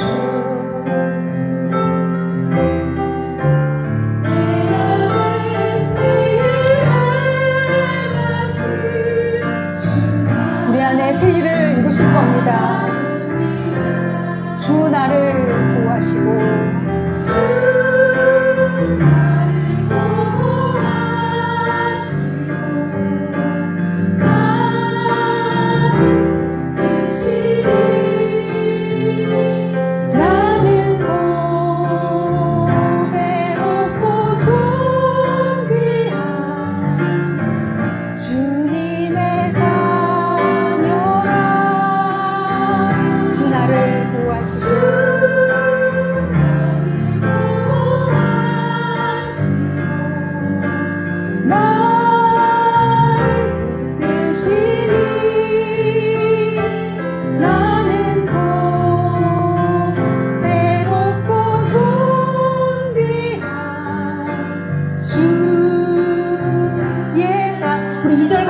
고백합니다. 지나간 일들을 우리 기억하지 않도록 하나님이 해주실 겁니다. 지나간 일들을 기억하지 않고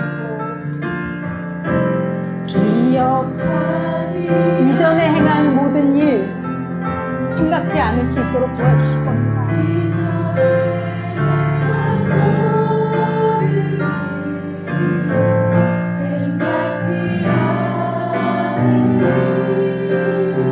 사막의 강물과 길을 내실 겁니다.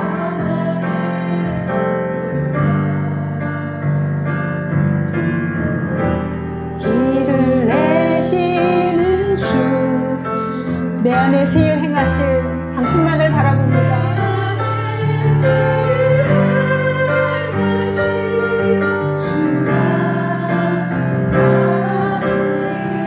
주 나를